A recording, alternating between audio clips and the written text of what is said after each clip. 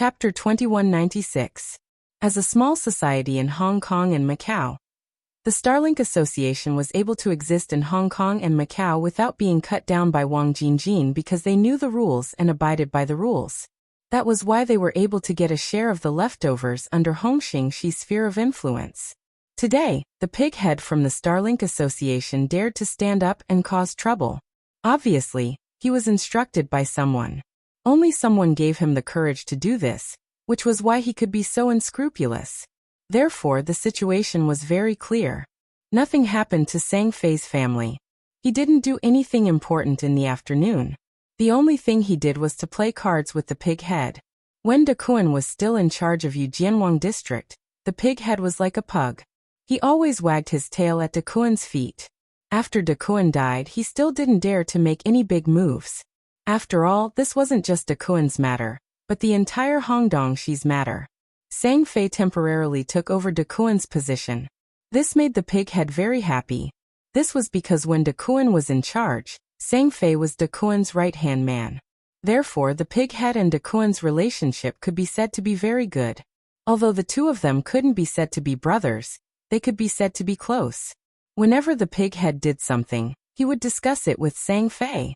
Sang Fei would also talk to the pighead about things and news. It could be said that the reason the pighead and the Starlink Association could exist here was because of Sang Fei. Therefore, even when De Kuan was in trouble, Yujianwang district didn't have any trouble. It was all because of this small matter. Now that Yujianwang district didn't belong to them anymore, an outsider popped out and wanted to take over everything.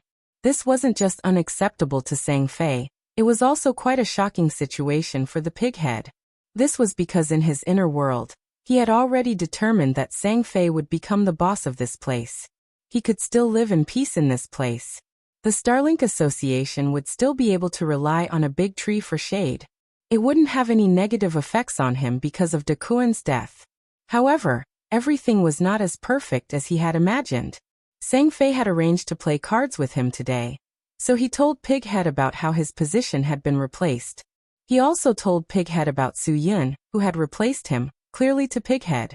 Knowing that Su Yun was groomed by Li Guang and the person who had single-handedly killed De Kuan, Zhu Tu started to sweat. Such a person was too ruthless, and Zhu Tu knew that he couldn't afford to offend him. But people couldn't resist being bewitched. Once someone bewitched them, they would do something that would make them collapse. Take today's pighead for example. Originally, he was afraid of Su Yun, so it was impossible for him to do anything against Su Yun. However, under Sang Fei's persuasion, Pighead really stepped forward bravely. It was very simple. Sang Fei only told him, "Pig, I'm afraid your days won't be easy in the future. The new boss, Su Yun, has already investigated your relationship with Brother Kuan. He knows that your relationship with Brother Kuan has always been good. Think about it. Your days in the future. Sigh. Brother Kuan is already dead. I definitely have nothing to do with a dead person." Pighead refuted at first. "I just need to show him my sincerity. I believe he will let me live and eat, right? He even killed Brother Kuan. Do you think you still have a chance to live? Pighead, you're too naive. Things are far more complicated than you think." Sang Fei said. "This Su Yun definitely won't allow anyone related to Brother Kuan to live." Pighead was puzzled. "Then what about you? Your Brother Kuan's right-hand man, Sang Fei. If he wanted to kill someone, he would kill you first. Why is he looking for me, Pighead? I'm from the Hongdong Society. Do you think he can kill me without a valid reason?" Sang Fei said. "Then boss will definitely think that he's petty. He won't be able to justify himself. So he won't kill me in a short period of time. But sooner or later he will." Hearing Sang Fei say that, Pighead started to believe that he was in danger. "Then what do we do? What else can we do? Of course, we can only save ourselves." Sang Fei said. "We have to make him suffer a few times in Yujianwang district. As long as he suffers a few setbacks, he won't be able to maintain his face in front of boss. At that time, I will ask boss to let me regain control of the situation. At that time you just need to cooperate with me." Oh, I understand. You want to let your boss know that the people in Yujianwang district are giving you face, Sang Fei. They don't care about that Su Yun. Pighead said. Then you can sit firmly in your position as the boss of Jianwang district. Ha ha ha, your idea isn't bad. Pighead, this will only be good for you. There's no harm. Sang Fei said. Think about it. If the boss of Jianwang district is me, what will you get? If the boss of Jianwang district is Brother Kuen's enemy, what will you get?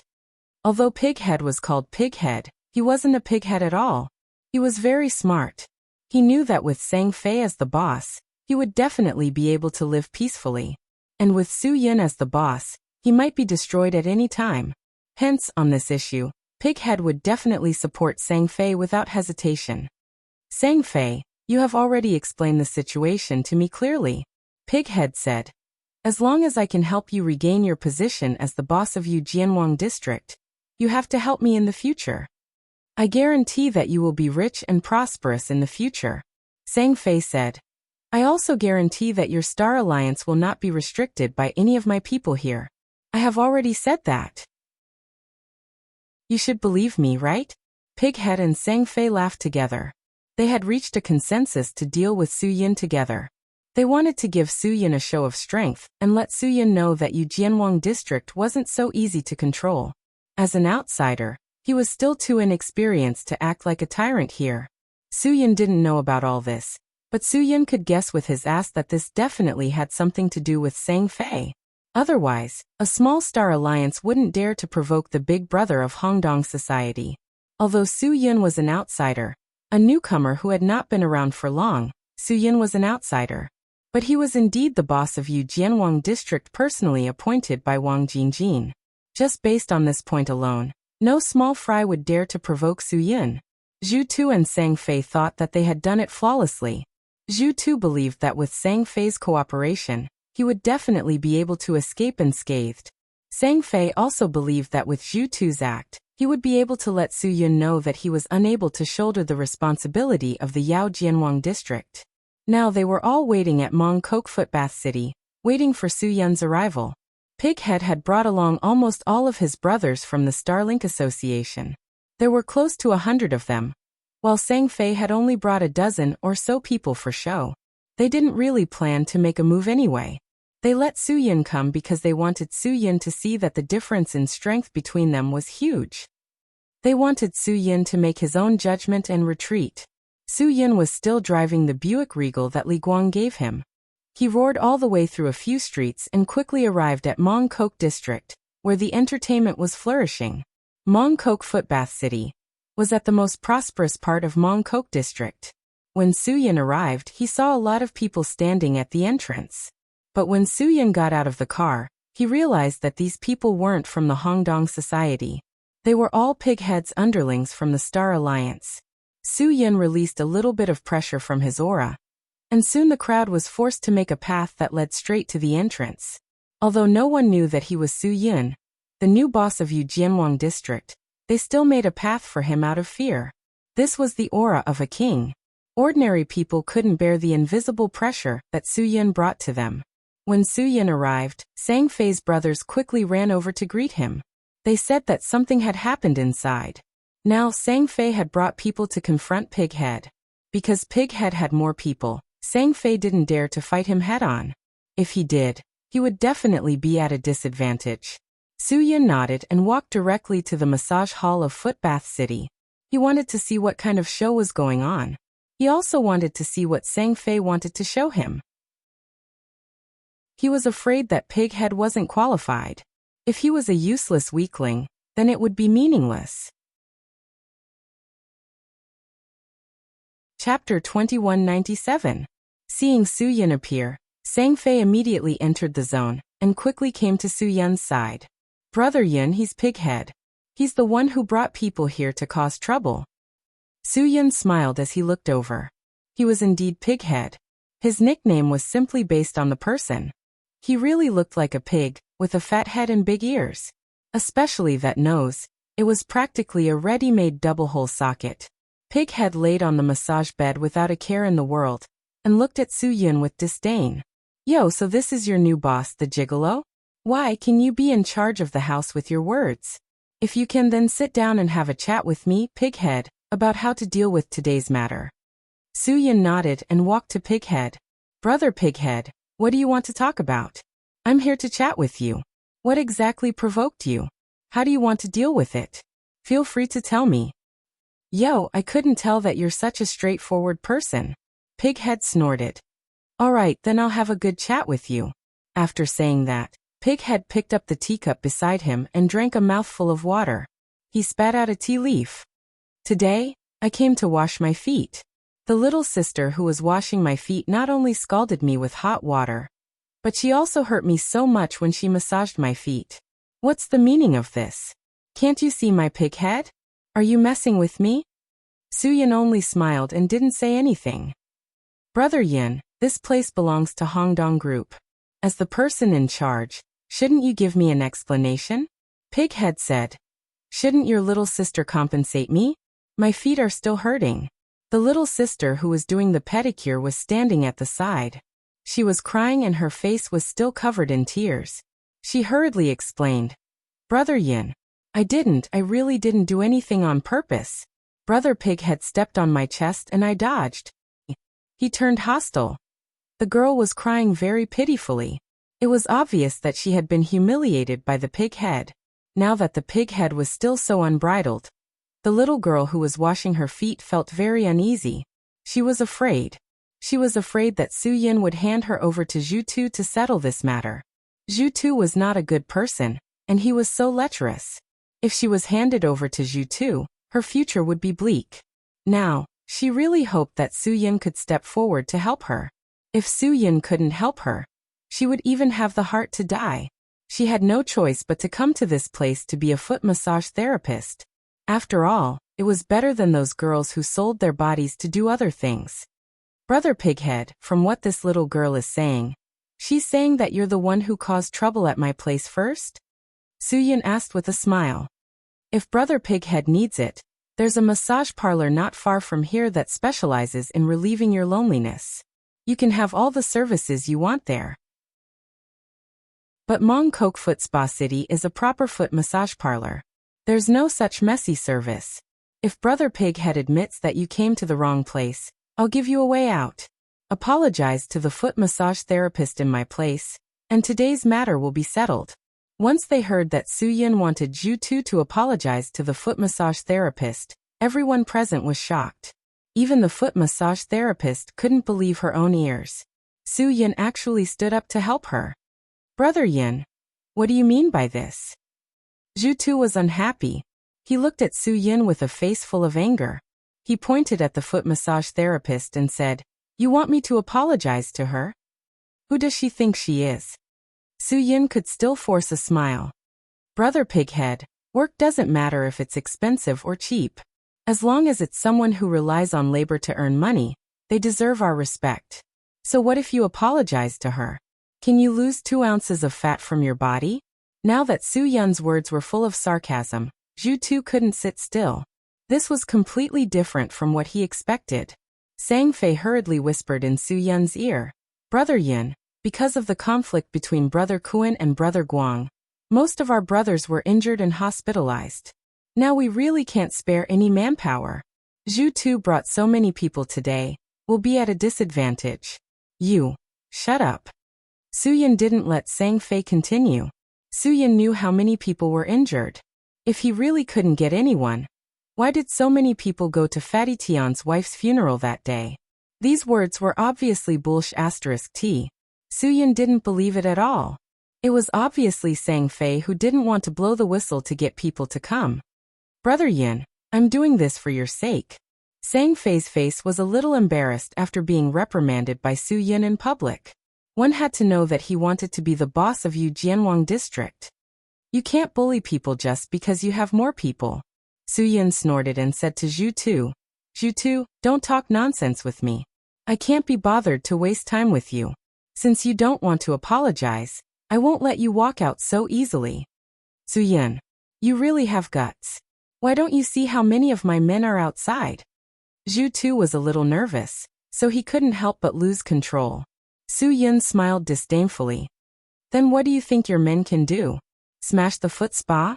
Do you really think that Hongdong Group's territory is a place where you, Zhu Tu, can do whatever you want?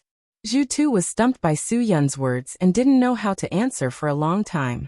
He was suppressing the anger in his heart, quite a lot of anger. Let me tell you, Su Yun. Yu Jianwang District's Dakuan is gone. I won't give face to anyone, Zhu Tu said. If you don't give me an explanation for today's matter, I will immediately order my men to take action. I don't believe that I can't take away 2 streets from you in one night. Don't regret it when the time comes.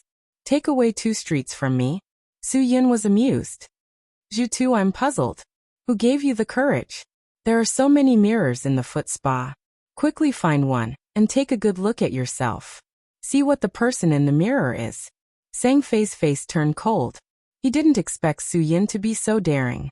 He didn't bring a single person and dared to challenge Zhu Tu alone. This was something that Zhu Tu didn't expect. He thought that with so many people supporting him, Su Yun would give him face no matter what. The current situation made Zhu Tu feel very awkward. Zhu Tu wanted to show off his power to Su Yun, but he didn't really have the intention to do anything to him or Hongdong Group's territory. But Su Yun had spoken so openly. How could he stop now? He had no choice but to look at Sang Fei. Sang Fei quickly avoided Zhu Tu's gaze, afraid that Su Yun would see through him. However, Zhu Tu's gaze was enough. Su Yun was sure that Sang Fei was behind this. Zhu Tu, I'll lend you 2 guts today. Take your people outside and try. See if you can take away 2 streets from me. Su Yun. If you can't, that's your ability. But I'm afraid you won't be able to protect me. Beads of sweat began to form on Pighead's forehead. The current situation made him lose all confidence. If you can't take away 2 streets from me, what should I do? What do you think I should do? Su Yun said. Should I just kill you and kick you out of the Yao Jianwang district forever? Pighead swallowed his saliva. The Starlink Association could not possibly be mentioned in the same breath as the Hongdong Society. Su Yun had spoken so decisively, leaving him with no way out of this embarrassing situation.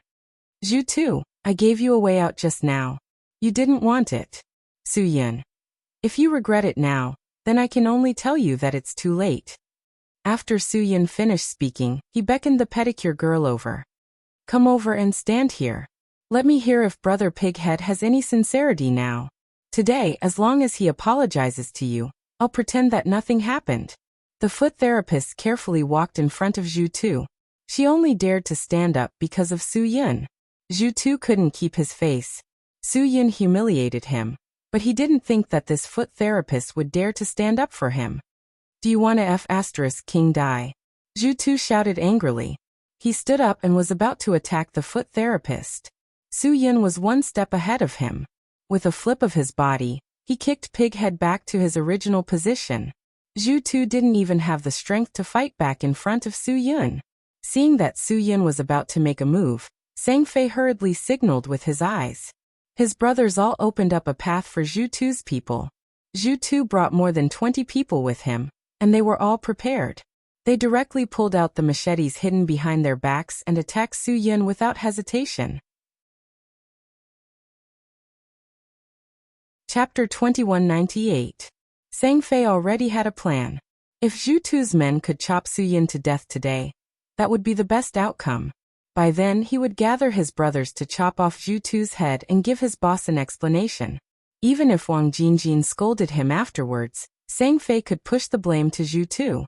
He could say that Zhu Tu was blind and wanted to show off when he saw that the boss of Yujianwang district had changed. Moreover, Su Yun didn't know what was good for him. If he was chopped to death, it would be his own bad luck. By then, the boss of Yujianwang district would still be his. Sang Fei thought that his plan was perfect and it wouldn't become a reality. However, the more perfect the dream, the worse the reality. Although Zhu Tu's men were prepared and they even brought knives, they instantly surrounded Su Yun. But in front of Su Yun, their 3-legged cat skills were just child's play. Su Yun's silhouette was like an agile snake as he weaved through the swinging blades of more than 20 people. In less than a minute, he had already crippled all 20 people that Pighead had brought along. There was a lot of blood splattered on the floor and the massage bed, but not a single drop belonged to Su Yun. Sang Fei and Zhu Tu were completely stunned. They had been in Hong Kong and Macau for many years and had seen people who could fight, but they had never seen someone who could fight like Su Yun. After Su Yan finished off Zhu Tu's last underling, he stepped forward and stepped on Zhu Tu's body. Zhu Tu was stepped on by Su Yan on the massage bed. He struggled many times but couldn't get up. Su Yan's face was still full of smiles. Pighead, you've got guts. You even got someone to bring a knife here? You don't plan to go back alive today, right? You. Pighead didn't know what to say in this situation. He was completely terrified. He didn't know how he could go against Su Yan. He could only hope that Sang Fei would help him out. But Sang Fei had already shifted his gaze elsewhere, and didn't even look in his direction, as though everything had nothing to do with him. Pighead could not accept this situation at all. It was clearly something that the two of them had discussed together. Now that something had gone wrong, how could he bear the responsibility alone? However, the strength of Su Yan's foot on his chest was so strong that he almost couldn't breathe. He couldn't even say what he wanted to say. Pighead, I'll give you one more chance. Apologize sincerely to the pedicure girl in my place, Su Yan said. Otherwise, I'll get someone to slice you up piece by piece. Do you believe me? Do you dare to make a bet? Pighead breathed with difficulty. He waved his fat hands to show that he couldn't breathe at all. He wanted Su Yan to give him a chance to speak. Su Yan's foot loosened a little, giving Pighead a chance to breathe. Pighead didn't hesitate and quickly said to the pedicure girl, I'm sorry. What happened just now was too much. Can't you be more King sincere? Su Yan exerted more force on his foot, and Pighead almost cried out in pain. I was wrong. I was wrong. I apologize. Pighead cried bitterly. I sincerely apologize to you. I was a jerk just now. I was cheap. I beg you to forgive me. I beg you to give me a chance to admit my mistake. After Pighead finished speaking, Su Yan exerted more force on his foot, and turned to look at the pedicure girl. How is it? Are you satisfied with Brother Pighead's apology? If you are, I'll give him a chance. If you aren't, then let him continue. I'm satisfied. I'm satisfied. The pedicure girl didn't dare to ask for so much. She was already very surprised that Pighead could admit defeat. She didn't dare to take advantage of Pighead's authority and ask for a yard after getting an inch.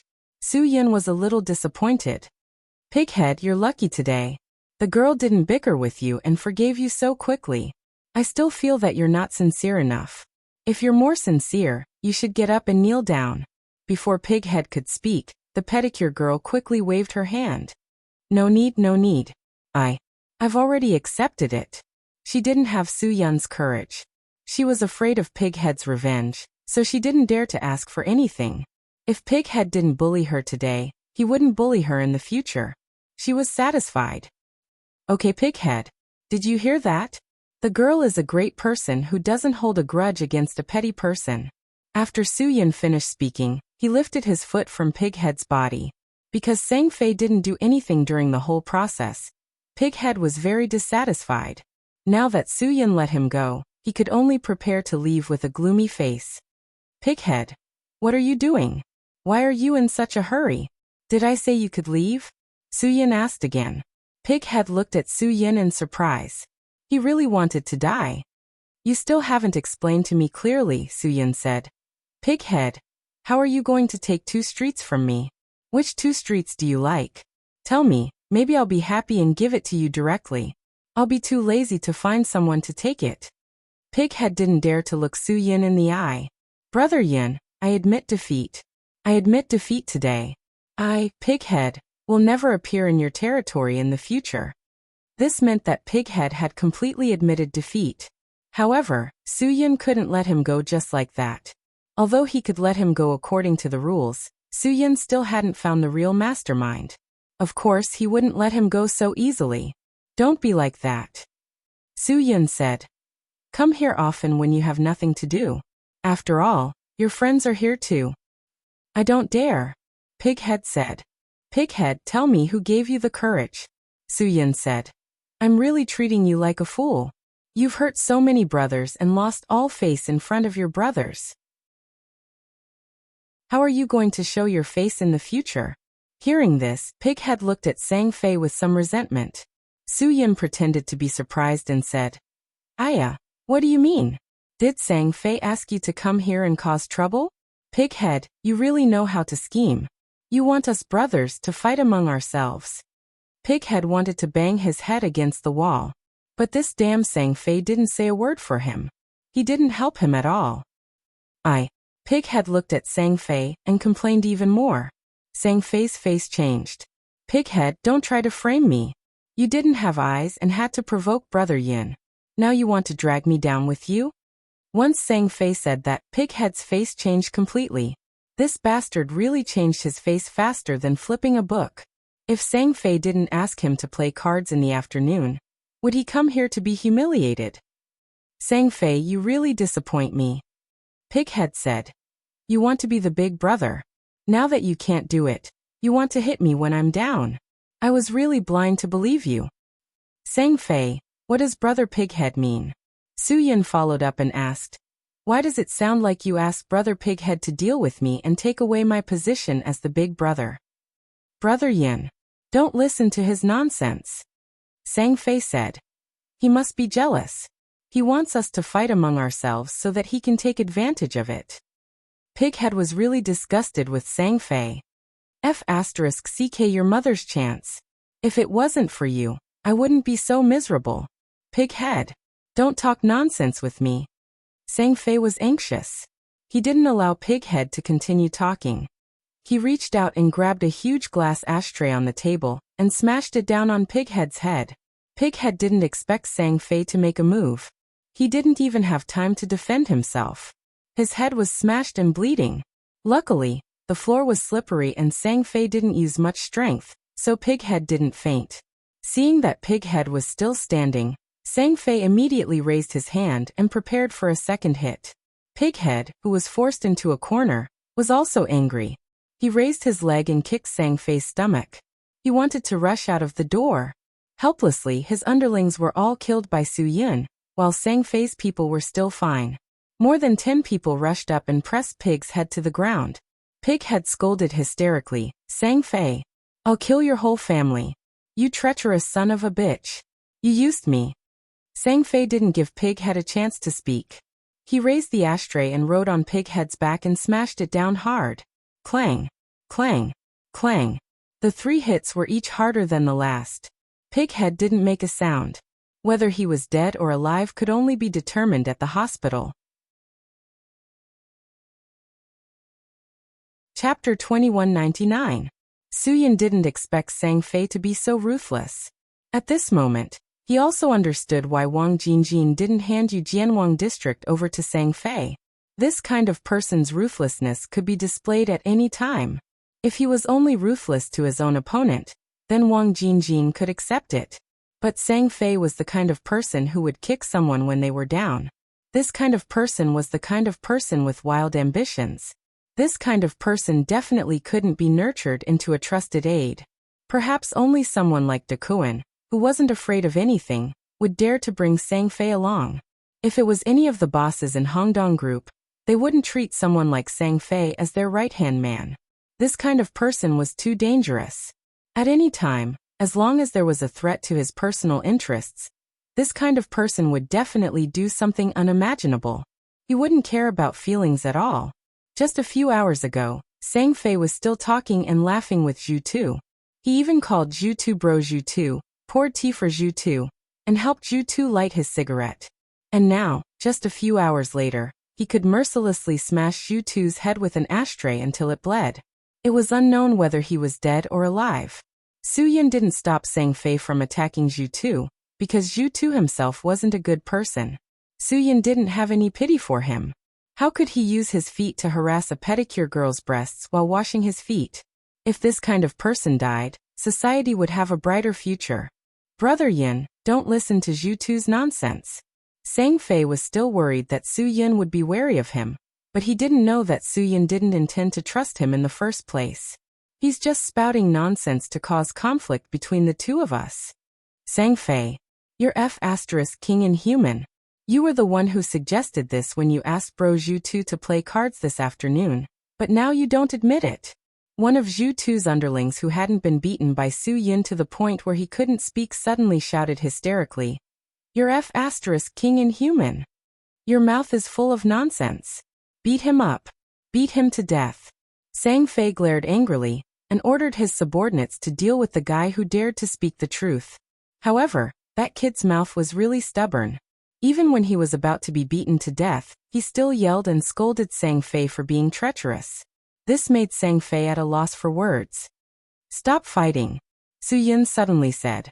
Once he heard this, Sang Fei became nervous and hurriedly said, "Fight." He had to fight. This kind of guy wouldn't tell the truth without proper education. Kill him. These brothers obviously listened to Sang Fei more. After all, Sang Fei was the second brother of their Yao Jianwang district. This was a fact for many years. And Su Yun had just arrived for the first day. Everyone didn't have much faith in this newcomer's big brother. "Do I have the final say here, or do you, Sang Fei, have the final say?" Su Yun's face suddenly darkened. "I'll say it one last time. Stop." This time, everyone was afraid and realized the seriousness of the matter. Su Yun felt that his authority was threatened by Sang Fei. This made his subordinates worry for Sang Fei. "Brother Yun, I definitely don't mean to go against you. I'm just afraid that this bastard will play some tricks." Sang Fei explained. "They came here to cause conflict between us. If you believe them, then you'll fall into their trap." Su Yun raised his eyebrows. That pighead is really going all out. He's playing with his life? Pighead doesn't care about the consequences when he does things. In order to achieve his goal, he can do anything. Sang Fei hurriedly said. Su Yun felt that it was even more interesting now. What's the pighead's goal? What goal did he achieve? What he achieved now is to be beaten to death by you. If that's his goal, then I can only say that this guy is crazy. Is he crazy? He spent so much effort just to let you beat him to death? No, Brother Yun, let me explain. Sang Fei said. There's no need. Su Yun directly interrupted Sang Fei's words. I think it's better to ask this little brother. We don't even know if his boss, Pighead, is dead or alive. He doesn't have to lie, right? The young man who stood up and spoke frankly immediately said. It's Sang Fei's scheme. It's Sang Fei who thinks that the gang leader of Yu Jianwang district should be him. That's why he set a trap for you, the new gang leader. It's him who came to find trouble with our brother Pighead. His goal is to lure you out and make you back out. Leave Yu Jianwang district and return the gang leader position to Sang Fei. If Sang Fei had a gun on him now, he would definitely shoot this bastard to death. It sounds really grand. The plot is full of ups and downs. It makes people want to continue listening.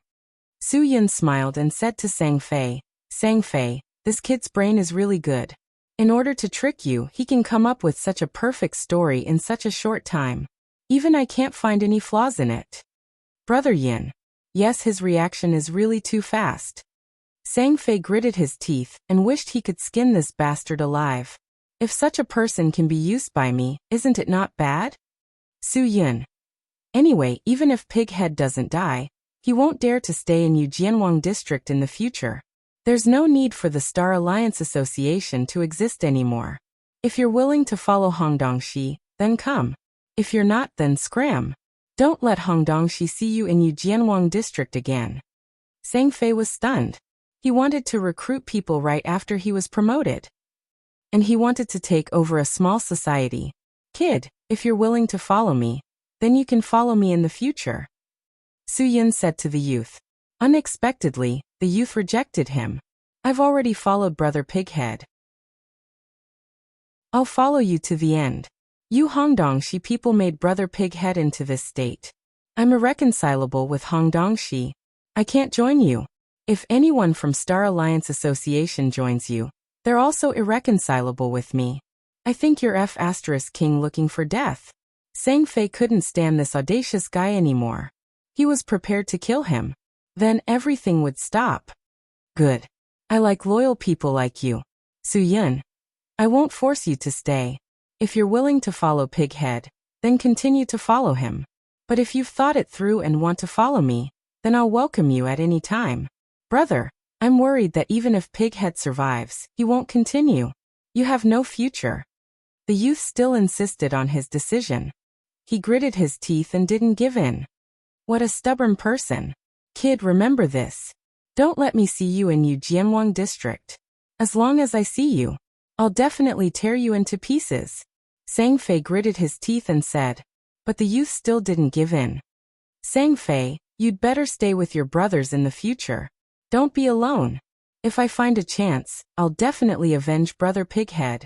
Faced with such a threat, Sang Fei really couldn't help but want to make a move. But Su Yin directly stopped him and said to the kid, You've got guts. You still dare to say such things in such a situation. I'll give you a chance. Scram. Su Yin let the kid go. Of course he had his own motives. He wanted to distract Sang Fei so that he couldn't focus on pointing all the spearheads at him. Now that he had an external threat, Sang Fei naturally didn't dare to act recklessly. He had to be careful and vigilant. If by any chance the brat he had just let slip away and really stabbed him to death, he would be too wronged.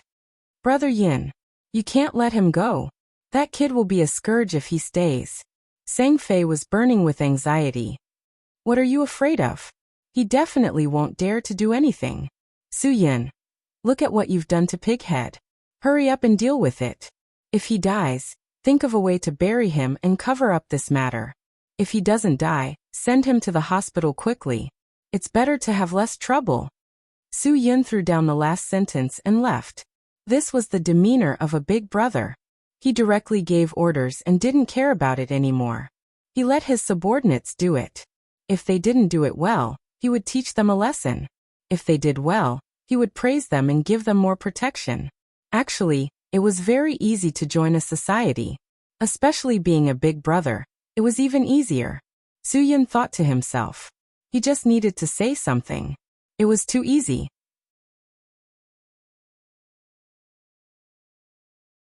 Chapter 2200. Sang Fei had tried to steal a chicken only to end up losing the rice used to lure it. He was very clear in his heart that Su Yin definitely had a very strong grudge, and was on guard against him. This damned pig had actually betrayed him at the last moment, which was really intolerable for him. But luckily Su Yin was a newcomer, so he wouldn't do anything irrational to him. This allowed Sang Fei to temporarily relieve some of the pressure in his heart. Right now, the biggest headache for Sang Fei was the brat that was released by Su Yin. God knows what kind of things he would do. If he were to really stab him in the back when he was unprepared, then Sang Fei wouldn't even have a place to cry. I order the few of you to go and find him immediately. If you can't bring the brat that threatened me to me in 2 days, you'll get it.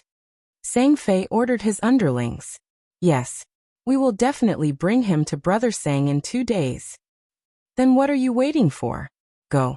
That brat will run further and further away. Go and chase him now. Sang Fei said. I said 2 days. You don't have to wait 2 days to catch him.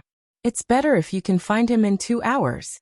The longer you wait, the harder it will be for you to find him. The underlings immediately left in a hurry. Sang Fei said angrily to the rest of them, Settle this place. Don't leave any evidence. Then he ordered the people in Foot Spa City. If the police come, you all know what to say, right? Be smart. If you mess up my plan, I won't let you off. Brother Sang, although we were very cooperative, we didn't get the result you wanted in the end. The Foot Spa girl suddenly said. The pitiful look on her face was gone. I didn't expect Pighead to be so useless. You're useful? Sang Fei said unhappily. What's your use? It's just an act. Do you really think you're that useful? The Foot Spa girl pouted unhappily. At least I made Su Yin believe that I'm the victim. Didn't you see how well he took care of me? From what you said, you have the confidence to take down Su Yin. Sang Fei was startled. Lan Mei, if you really have the ability to make Su Yin grovel at your feet, I will really admire you. This footbath girl wasn't a footbath girl at all. She was just someone Sang Fei used to set up the scene. He was worried that the real footbath girl wouldn't act well, so he found Lan Mei. Lan Mei was just a C-list actress in Hong Kong and Macau. She didn't have any acting skills. Although she was pretty, she wasn't taken seriously. She had tried to learn from some women in the mainland and used their breasts to climb up the social ladder. Unfortunately, it didn't make much sense in Hong Kong and Macau. Those young models took photos almost every day without wearing any clothes, so there was no advantage for her to show her skin. Lan Mei was Sang Fei's cousin, so she didn't hesitate to come over when Sang Fei asked her for help. However, she didn't expect Sang Fei to be so useless. He couldn't even do such a simple thing. Do you not trust me that much? Lan Mei said. Let me tell you, Brother Sang, if you really give me a chance, I don't believe that Su Yun won't fall at my feet. At least my body and face are passable, right? If you really have that ability, you would have already found a boss who is willing to support you and a director who is willing to give you more scenes. Sang Fei said disdainfully. He really didn't believe that Lan Mei could win over Su Yun. Lan Mei glared. Her self-esteem seemed to have been seriously affected, but what Sang Fei said was a fact. But that was different. There were so many actresses around the bosses, and each of them was willing to give their all in order to be supported. It was the same for the director. Once an actress was confirmed, many people would take the initiative to throw themselves into the director's arms just for a few more minutes. Therefore, Lan Mei really had too many competitors in the entertainment industry. However, she didn't have so many competitors in this place. Her only target was Su Yun. Okay, let's give it a try. Lan Mei said, hit me, and I'll find a way to get close to Su Yun. I hit you? Sang Fei was stunned. Just hit me here. Lan Mei pointed at the corner of her mouth. Don't hit me too hard, but don't hit me too lightly either. Sang Fei looked at Lan Mei in surprise. You really want to go all out? Bitter drama. Then I'll really hit you? Brother Sang, you have to remember that if I really help you to become the boss of Yujianwang District, and if there's any drama to be filmed here, please help me. You have to help me talk to the investor or the director. Lan Mei had her own plans. She wouldn't do something for nothing if it didn't bring her benefits. Sang Fei nodded his head vigorously. That was only natural. Slap. Sang Fei slapped Lan Mei, and the corner of her mouth started to bleed. This wasn't a fake slap. It was a real slap. It was loud and clear. Lan Mei felt really good this time. It took her a while to get used to it. She looked at Sang Fei with some resentment. Didn't I ask you not to hit me so hard? Am I really your sister? Don't you feel bad at all? You asked me to hit you, Sang Fei said. It won't have any effect if I hit you too hard. Lan Mei rolled her eyes unhappily. Okay, don't explain. Where does Su Yun live? I'll go find him now.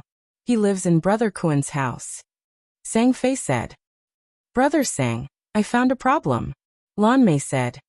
Could it be that your boss never considered letting you be the boss of Yao Jianwang District? After Brother Kuen died, he didn't let you move into Brother Kuen's house. Instead, he emptied Brother Kuen's house and waited for someone to move in. Sang Fei was very upset about this, so he didn't want others to mention it. Lan Mei, are you trying to humiliate me? If not, then go do what you should do. Don't worry, Brother Sang. I'll definitely make Su Yun fall head over heels for me. Lan Mei finished and left.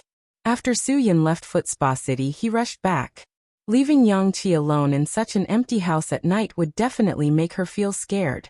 Therefore Su Yun came. Even if he was only on the upper floor, she would feel comforted. But when Su Yun stopped the car, he noticed that the car that had been following him also stopped. The other party didn't seem to be worried about being seen by him. You've been following me for so long. Isn't it time to come out and have a chat? Su Yun smiled and didn't rush back to his room. The car door opened. It was the loyal young man. Brother Yun, I'm Dashin. Huh? Su Yun nodded. And then? Do you know the consequences of following me here? I don't know, Dashin said. But even if I didn't follow you, I know this address. I don't have any bad intentions. I just want to talk to you. You still want to have bad intentions? Su Yun laughed. Even if you want to, I'm afraid you don't have the ability to do anything. Dashin heard Su Yun's words and blushed. That's right. What did he have to have bad intentions towards Su Yun? When there were so many people, he was flipped over by Su Yun. Now that he was alone and had bad intentions towards him, wasn't he looking for death? I just want to talk to you, Dashin said. Sang Fei didn't intend to let you sit in this position for too long. You must be interested in this topic, right? Everything today was an act. Even the foot spa girl was Sang Fei's own people. I'm really not interested. Su Yun shook his head. Because I know that Sang Fei didn't intend to help me. The reason I'm not interested is because I know that he's not my opponent. Do you understand? This courage. He directly shocked Dashin. He was indeed a man who could be a boss. He had guts. I advise you to worry about yourself now. Su Yin. You said such vicious words of revenge in front of Sang Fei. Do you think Sang Fei will let you go? He won't, Dashin said. But I'll definitely kill him before he finds me. Hey. Young man, you're really thoughtless. I'm Sang Fei's big brother. You're telling me that you're going to kill my underling. Isn't that inappropriate? Su Yin didn't know whether to laugh or cry. He really didn't know how such a young man managed to survive until now. He was really lucky that he didn't die. He was too brainless. Dashin said. But he's not your brother. He has bad intentions towards you. So you won't mind me saying this. Because I'm helping you get rid of a scourge. So you want me to thank you? Su Yin said. No, I want to express my gratitude. Thank you, Brother Yin, for stopping Sang Fei's men from attacking me and giving me a chance. After Dashin finished speaking, he directly knelt down and kowtowed to Su Yin. I don't mean anything else. I just want to thank you. After doing all this, Dashin quickly drove away. Su Yin was confused. Chapter 2201. However, the farce was not over yet. Lan Mei quickly arrived at Su Yin's residence. Before Su Yin could greet Yang Qi, he was shocked by a violent knock on the door. Why is it you? Su Yin was surprised to see the foot therapist girl, Lan Mei. Brother Sang Fei hit me. Lan Mei pointed at the corner of her mouth and said, he blamed me for what happened today because of me, so he hit me. Brother Yin, I really have nowhere to go. I'm afraid that Brother Sang Fei will kill me after he catches me. Su Yin was a little impatient. Just now Big Mountain told him that everything today was an act. Even the foot therapist girl was one of Sang Fei's own people, so Su Yin was a little disappointed in her. Su Yin really did not think so much at that time. He also did not think that Sang Fei would arrange one of his own people to be a foot therapist girl. Such an elaborate plan and arrangement was because he was worried that Yi Shiwen would see through it. This trap was too deep. Now that the trap was broken, Sang Fei still did not give up. He still wanted to use Su Yun's kindness to this foot therapist girl to put on an act. This guy was really too much. Su Yun was too lazy to waste any more time on Sang Fei. I say, you're an actor, right? Su Yun said to Lan Mei. If I say you're an idol, you really don't have the looks. If I say you're an actor, although you're very good at acting, you don't pay attention to the details. Even the pig head could not escape from the people Sang Fei wanted to beat up, let alone a foot therapist girl. How could she escape from Sang Fei's hands? Even a primary school student would not believe it. Besides, how could a foot therapist girl find Su Yun's residence so easily? F***CK Detective Conan? This was completely beyond the ability of a foot therapist girl. It was impossible for her to do it. What made Su Yun even angrier was that he, the boss of the Yujianwang district, only drove a Regal GS given by Brother Guang, but this foot therapist girl actually drove an Audi TT to his house. Isn't this too careless? At the very least, you should have taken a taxi here. That would have made it seem more believable. If she could afford an Audi TT, then why would she be a foot therapist? There were not many foot therapists who could afford an Audi TT. A foot therapist? AI, who would believe it? Su Yun really did not want to say anything. I advise you to stop bothering me. I'm not in the mood to play games with Sang Fei.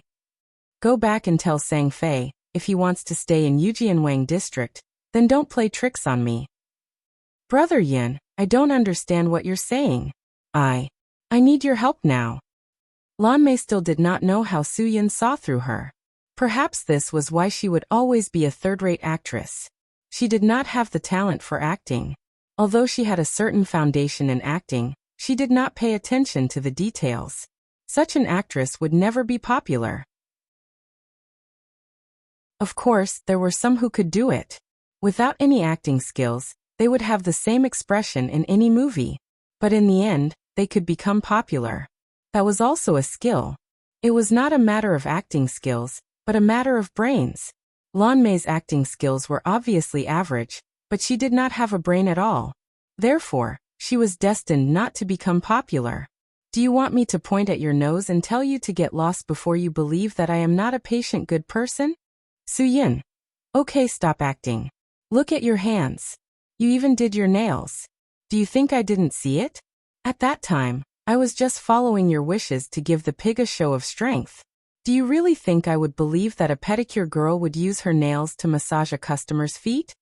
Lanmei was completely exposed. She stood in front of Su-yun's door in a daze. She did not know what to say for a moment. Hurry up and get lost before I lose my patience with you. Warn Sang-fei not to F*King play tricks with me again. Otherwise, I will make sure he dies without knowing how he died. Su-yun shouted angrily, directly giving Lanmei the cold shoulder. Lanmei knew that everything was a foregone conclusion. It was completely different from what she had imagined. She could only leave dejectedly. This really made her depressed. She didn't even have a chance to act before she was seen through. It was like she did not even have the chance to audition for a movie and was directly cut by the director. This kind of disappointment was really very difficult to bear. Su-yun really did not have much patience for Sang-fei's little tricks. He did not have the time to fight with him for power in Yaotzimong district. What he needed to do was to gain Wang Jinjin's trust as soon as possible and participate in Wang Jinjin's Ebola virus weapon deal. As for the other trivial matters, Su-yun really did not have the slightest interest. What he wanted was not these, but how to complete the mission. Only by completing the Ebola virus weapon deal as soon as possible could he get rid of his current identity. Only then could Li Guang get rid of his identity as a spy. Only then could Yang Qi see the light of day again. Only then could the entire Hong Kong and Macau citizens live in peace. Su-yun had a lot of responsibilities on his shoulders. How could he have the heart to fight with Sang-fei for territory? It would be best if the pig's subordinate, Deshan, had the opportunity to get rid of Sang-fei. If he did not have the ability, Su-yun was not prepared to give Sang-fei any more help. As long as he dared to play tricks with him, he would not hesitate to get rid of him after he got the evidence. As long as there was evidence of Sang-fei playing tricks, Su-yun would be able to justify himself in front of Wang Jinjin and establish a foothold in Hongdong society.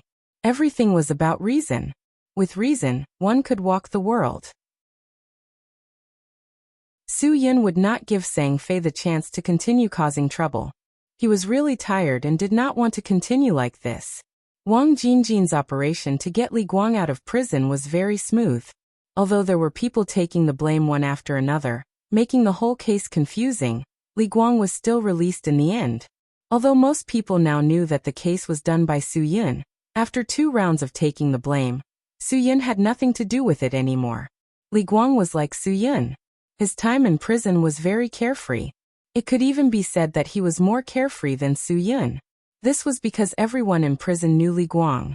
When Li Guang came in on the first day, he received all kinds of worship. Jiulong City's boss, Li Guang was a legend in the eyes of these people in prison. Knowing that Li Guang came to take the blame for Su-yun, everyone respected Li Guang even more. After all, the word righteousness was very sacred to many people. No matter what they did on a daily basis, it was a fact that they worshipped Guan Er every day. Therefore, people like Li Guang were born with that kind of aura. He was born to be a big brother. Li Guang was released from prison. The prison returned to its previous structure. Except for Old Wolf, who became a guy who was sometimes normal and sometimes an idiot, those poor worms were still poor worms. They still could not eat meat. Without the protection of Su-yun and Li Guang, the cowardly wretch once again exposed his misdeeds. After Su-yun learned about the time of Li Guang's release from Wang Jinjin, he personally drove to the Dapa district prison and waited outside. Su-yun also knew the prison guard who sent Li Guang out of the prison. He was Tian's distant cousin. After he sent Li Guang to the prison gate, he said, "Be a good person." Li Guang smiled and walked out. After Su-yun received Li Guang, his mood was a lot better. However, after seeing Tian's distant cousin, his mood was not very good. He shouted, "Tian's cousin? Wait a minute, I have something to ask you." Tian's cousin was startled. He turned his head and asked, "What is it?" "I heard from Tian that he gave half of the money he earned in prison to you and gave the other half to his mother. Is that right?" Su Yin asked. Tian's cousin was startled. He nodded without a trace of guilt and said, "Yes. But what does this have to do with you?" "I saw Tian's mother at the hawker market in Simsha Sui. She was selling oranges," Su Yin said. "But as far as I know, you didn't fulfill your promise. You didn't give the money to Tian's mother." Tian's prison guard cousin was stunned. How did this guy know about it? How did he find Tian's mother? "I'll give you a chance. Give her the money you earned for the past 2 years," Su Yin said. "Otherwise, don't blame me for being rude to you. I've already investigated your home address and your family. I even know which kindergarten your son attends. So you'd better think carefully about what you should do." Chapter 2202. Tian's prison guard cousin was furious.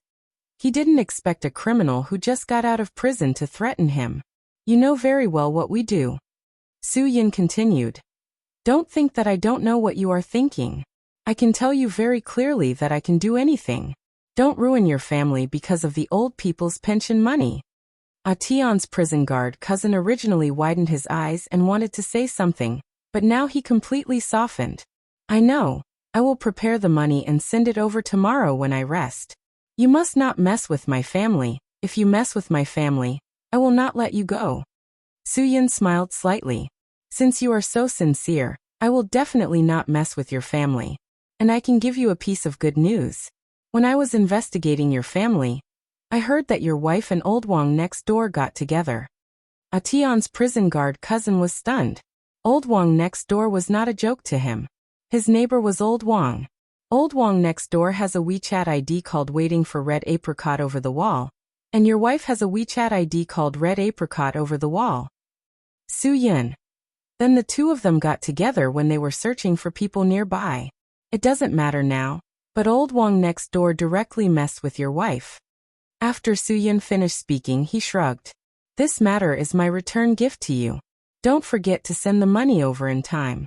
Otherwise, old Wang next door won't be the only one messing with your wife, and your wife won't be the only one who will be messed with." Although Li Guang didn't quite understand what Su Yin was saying, he could see that this prison guard had done something unrighteous. Tian's prison guard cousin was trembling with anger. Su Yin knew about this matter, so it was better not to tell him. But Su Yin could say it so clearly to tell him that he had indeed investigated the situation of his family in detail. The greater the sense of crisis, the more he dared not to send the money back to Tian's mother. However, this news was too much of a blow to him. It was too painful. He worked so hard outside as a prison guard and had to work the night shift. His wife actually cheated on him. "Big cousin, you don't have to thank me. My name is Lei Feng." Su Yin smiled and patted Tian's prison guard cousin's shoulder. "We're busy, we'll go first." Su Yin drove Li Guang away, but Tian's cousin couldn't calm down the anger in his heart. No, he had to go home. If old Wang really slept with his wife, he would go home and catch them in the act. He couldn't wear this green hat for nothing. "I really didn't expect boss to be so fast. He let me out in such a short time. I thought I would have to stay in there for at least half a month," Li Guang said. "But then again, you're really something, kid. You're having a good time there." "That's because everyone knows that I'm your brother." Su Yin laughed. "Brother Guang, you suffered in there. What do you want to eat? I'll treat you to a meal." "Don't. As your brother, I should be the one to celebrate," Li Guang said. "You're going to be the boss of Yao Jianwang district from now on. This is such great news, I must celebrate for you. Today at 9 Dragons Seafood Palace, I'll call someone to arrange it." Su Yin didn't argue with Li Guang. They were just putting on a show for Wang Jinjin. Otherwise, they wouldn't be so extravagant. 9 Dragons Seafood Palace's per capita cost was quite high. Even the average rich person couldn't afford the food here. Moreover, there was an event at 9 Dragons Seafood Palace today. It was said that a gem necklace left behind by the Queen of England in Hong Kong and Macau would be auctioned off. The starting price was 80 million. Therefore, 9 Dragons Seafood Palace wasn't a place where ordinary people could enter. Wang Jinjin would definitely be there, so Li Guang decided to go there with Su Yin. After all, with Li Guang's reputation in 9 Dragons City, He wouldn't be rejected if he went to Nine Dragons Seafood Palace. Even if Li Guang didn't have an invitation card, he could still easily enter Nine Dragons Seafood Palace. No one would dare to stop him. There was still time, so the two directly drove to Nine Dragons Seafood Palace. Although Su Yun's car was a little cheap, people would look down on it. But when Li Guang came out of his car, people's eyes lit up. The person in charge at the entrance didn't dare to do anything to Li Guang. He could only welcome them with a smile and let them in. After arriving at Nine Dragons Seafood Palace, Li Guang found a good seat on the first floor and sat down. He said to the waiter, "Please give me the tea menu." Yes. Su Yun looked at the decoration of the place. It was luxurious. Perhaps it really wasn't a place ordinary people could come to. Those who can come to Nine Dragons Seafood Palace today must be rich people, Li Guang said. Especially the row of private seats over there. Ordinary people can't sit there at all. We're not qualified at all. Wang Jingjin will be there in a while. Su Yun thought to himself. It seems that today is really a gathering of the rich. Brother Guang, this is the tea menu you asked for. The waiter came back at this time and put a thick and luxurious book on the table. The first few pages were tea, while the last few pages were all kinds of dishes. Of course, they were mainly seafood. Take a look. What do you want to eat and drink? Li Guang gestured for Su Yun to take a look. Su Yun was shocked when he opened it. It wasn't that the price was frighteningly expensive. Su Yun had drunk red wine that cost hundreds of thousands a bottle. He had also seen red wine that cost hundreds of millions. It was just that the price-performance ratio of the menu was too low for him to compliment. The cheapest chrysanthemum tea cost 8,800 yuan. Even a pot of tea cost 10% of the service fee. Service fee. A pot of tea cost 880 yuan. This was even more expensive than the Imperial Jade liquid wine. If all the service industry was so profitable, then there wouldn't be any white-collar workers. Everyone would just go and make tea. Brother Guang, this place that you brought me to is really a black shop, right? Su Yun. Chrysanthemum tea. This thing costs 5 yuan a caddy in the mainland. Even the most expensive chrysanthemum tea doesn't cost more than 1,000 yuan a caddy. This pot of tea only has a few chrysanthemum petals. It doesn't even weigh 2 yuan. Adding on the service fee, it's close to 10,000 yuan. Li Guang smiled. Coming to this place is just burning money. But don't worry. Even if you order the 99,800 yuan pot of top-grade poo, today, their boss will still give it to me. Su Yun was relieved when he heard that he didn't need to spend money. Then why would he want the 99,800 yuan pot of poo? He could just order the 168,800 yuan pot of Imperial Longjing tea. He really wanted to see if there was any difference between this tea and the hundreds of yuan a caddy sold outside. Li Guang smiled. Su Yun, this kid, really knows how to make a big deal out of things. There's more food later. See if there's anything you want to eat. Li Guang said. Don't look at the price.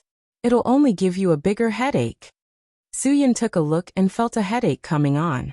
A portion of steamed abalone was worth more than 10,000 renminbi, and the garlic nine-toothed fan prawns were also worth more than 10,000 renminbi. Oh, Su Yun must have a portion of this. The garlic dish was worth more than 10,000 renminbi, and it was even more expensive than the cat poop coffee. If Zhou Lipao was here and saw this dish, he would definitely scold this place for being vulgar and not elegant at all. However, this wasn't a place that Zhou Lipao could enter. Anyone who could enter this place could easily crush Zhou Lipao, because those who could come here were the real big shots. And these big shots would also eat the garlic nine-toothed fan prawns, sea cucumber rice, lemon-scented green crab, and all kinds of other delicacies. None of them cost less than 6,000 yuan. If one wanted to eat until he was full, he could buy a Ferrari. How could this place be a place where people who thought they were elegant after drinking instant coffee could come? Su Yun looked at Li Guang. Li Guang nodded. His meaning was clear. He didn't need to worry about the money because it was just an inflated price. He didn't need to pay for a meal here, let alone a meal that cost several million yuan. Su Yun was relieved. He ordered all the dishes that cost 10,000 to 20,000 yuan. There was also the Asiatic wings that cost more than 100,000 yuan. Although there were no transactions, there would be no killings. Even if Suyin didn't eat here, there would still be rich people coming to eat here. The transactions wouldn't stop, and the killings would continue.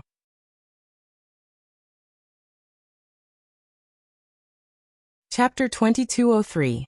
If he were to pay for the meal, he would be able to buy a Ferrari. There were also red wines that cost hundreds of thousands a bottle. Suyin hadn't ordered them yet. According to his alcohol tolerance, it was possible for him to spend an entire year's worth of GDP in a single day. Li Guang had seen Suyun's alcohol tolerance before, so he didn't order any wine today. He was curious. How much alcohol can you hold? How much red wine can you drink? Me? It's not much. Suyun raised a finger after saying that. 1 bottle? Don't joke with me. It's not like I haven't seen you drink before. You can drink 10 bottles. Li Guang said. Why are you being so modest with me? I didn't say 1 bottle. Suyin said. I mean I can keep drinking. Keep drinking. Li Guang's mouth was wide open. No wonder Suyin didn't order any wine. If he didn't have enough, he might as well not order any wine. After all, this meal was already the price of a sports car. The manager would probably have a headache when he asked for a free meal. At this time, Wang Jingjin finally appeared. There wasn't much time left before the auction started. Many celebrities had already taken their seats in the front row. When Wang Jingjin arrived at Nine Dragons Seafood Palace, he saw Li Guang and Suyin enjoying a super luxurious dinner. He was shocked. Suyin, you're really something. You didn't ask me to come to your brother Guang's welcome dinner. You two sneaked to such a good place to eat. Boss, I was afraid that you were too busy, so I didn't dare to disturb you. Suyin stood up with a smile. Li Guang also laughed. Boss, it's my fault that I didn't see you in time. When I was in prison, I heard that there was an auction here today. I knew that you would definitely be there, so I asked Suyin to come here for dinner. You guys are really extravagant. Wang Jingjin smiled. He knew that Li Guang always had a sense of propriety. Daring to eat here and still want to fill your stomach, I'm afraid only 9 Dragons cities Li Guang would dare to do so. Ha ha ha. Even I don't have as much face as you, Li Guang said. Whoever dares to not give you face is not giving me, Li Guang, face. As long as it's under my protection, it has to listen to boss. You sure know how to talk, kid. Ha ha ha ha. Wang Jingjin smiled and said, Today, I'm determined to get this necklace.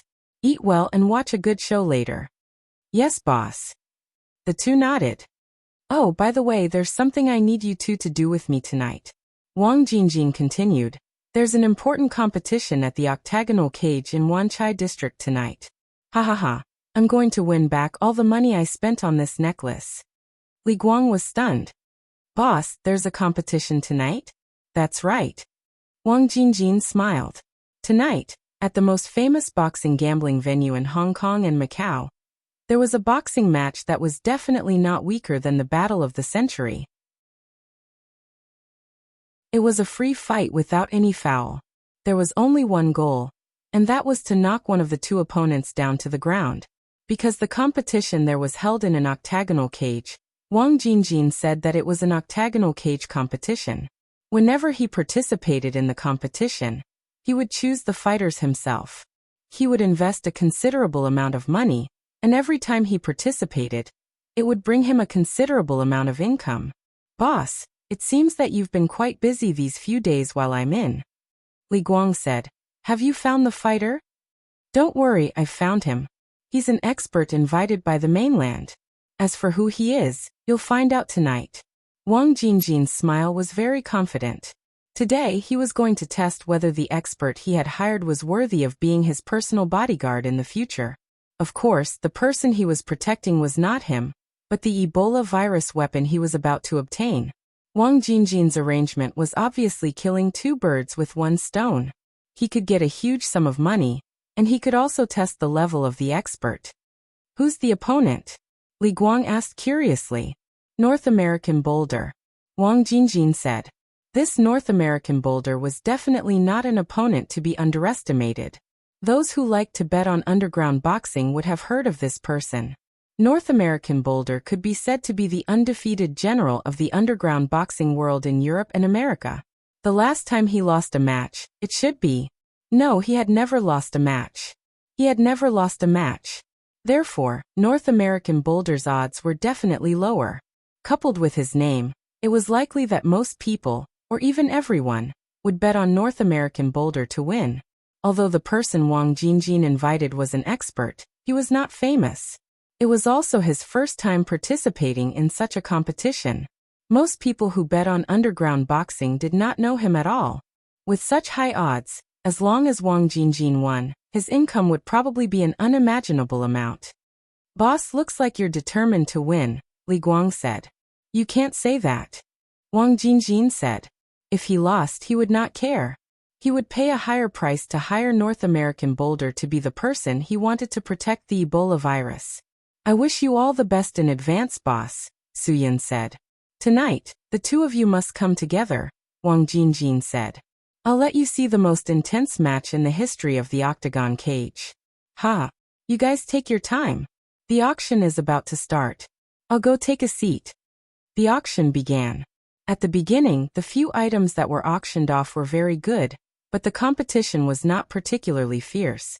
They were quickly bought by people because the main purpose of most people was the necklace. Finally, the necklace was brought out amidst the cheering. It was such a big gemstone. It was really rare in the world. However, no one expected Wang Jingjin to make a move. He applied for a listing. The so-called listing was to let one's bidding number be put up directly. As long as someone increased the price, he would increase the price. Moreover, each increase had to be 10 times the lowest bid. In other words, as long as the first person called out 81 million, Wang Jingjin would directly increase the price to 91 million. If someone called out 150 million, Wang Jingjin would increase the price to 160 million. This thing would continue until the person who put up the listing could not afford it and asked to withdraw it. The auction item would then be sold to the person who called out the price in the previous round. Listing was a very expensive act because the person who put up the listing would have to pay the starting price of the auction item as the listing fee, regardless of whether they got the auction item in the end. That was to say, Wang Jingjin's move was equivalent to throwing out 80 million on the spot. At that time, everyone present was shocked because it had been a long time since someone played like this. It could be said that once one listed their name, it was equivalent to burning money with one's entire fortune. If they didn't play well, they might lose their entire fortune in it. Such a domineering thing had not appeared in the Nine Dragons Seafood Palace for a long time. Many people could not remember the last time someone dared to do something like that, because it was before the return of Hong Kong and Macau. It was a prince of the British royal family. That time, the listing almost cost him his position as a prince. Therefore, for too many people, this was something that they didn't even dare to think about. Whoever dared to do this was simply crazy. "Brother, it seems that he wants to play big today. Let's sit back and watch the show." Li Guang was also very surprised by Wang Jingjin's behavior. This action was actually a warning to everyone present that he was determined to win, so no one should compete with him. However, there would always be people who were unwilling to accept it, and the price would continue to increase. A gemstone necklace with a starting price of 80 million was quickly raised to more than 400 million. At this time, Wang Jingjin's face was still very calm. The people present began to be cautious, and some people could not afford to play anymore. Because at this time, the value of the necklace had exceeded the price in many people's hearts. At this time, if Wang Jingjin admitted to paying 80 million and cancelled the listing, then the last person to bid would have to pay. So now no one would casually bid. Everyone weighed their own ability and the value of the necklace before making a decision. In the end, Wang Jingjin did not cancel the listing, and he bought the necklace with 600 million Hong Kong dollars. It was just a gemstone necklace. The value directly increased by 7 to 8 times. 80 to 600 million. It was simply too terrifying. However, Wang Jingjin was very satisfied with this result, because it was not much different from his expectations.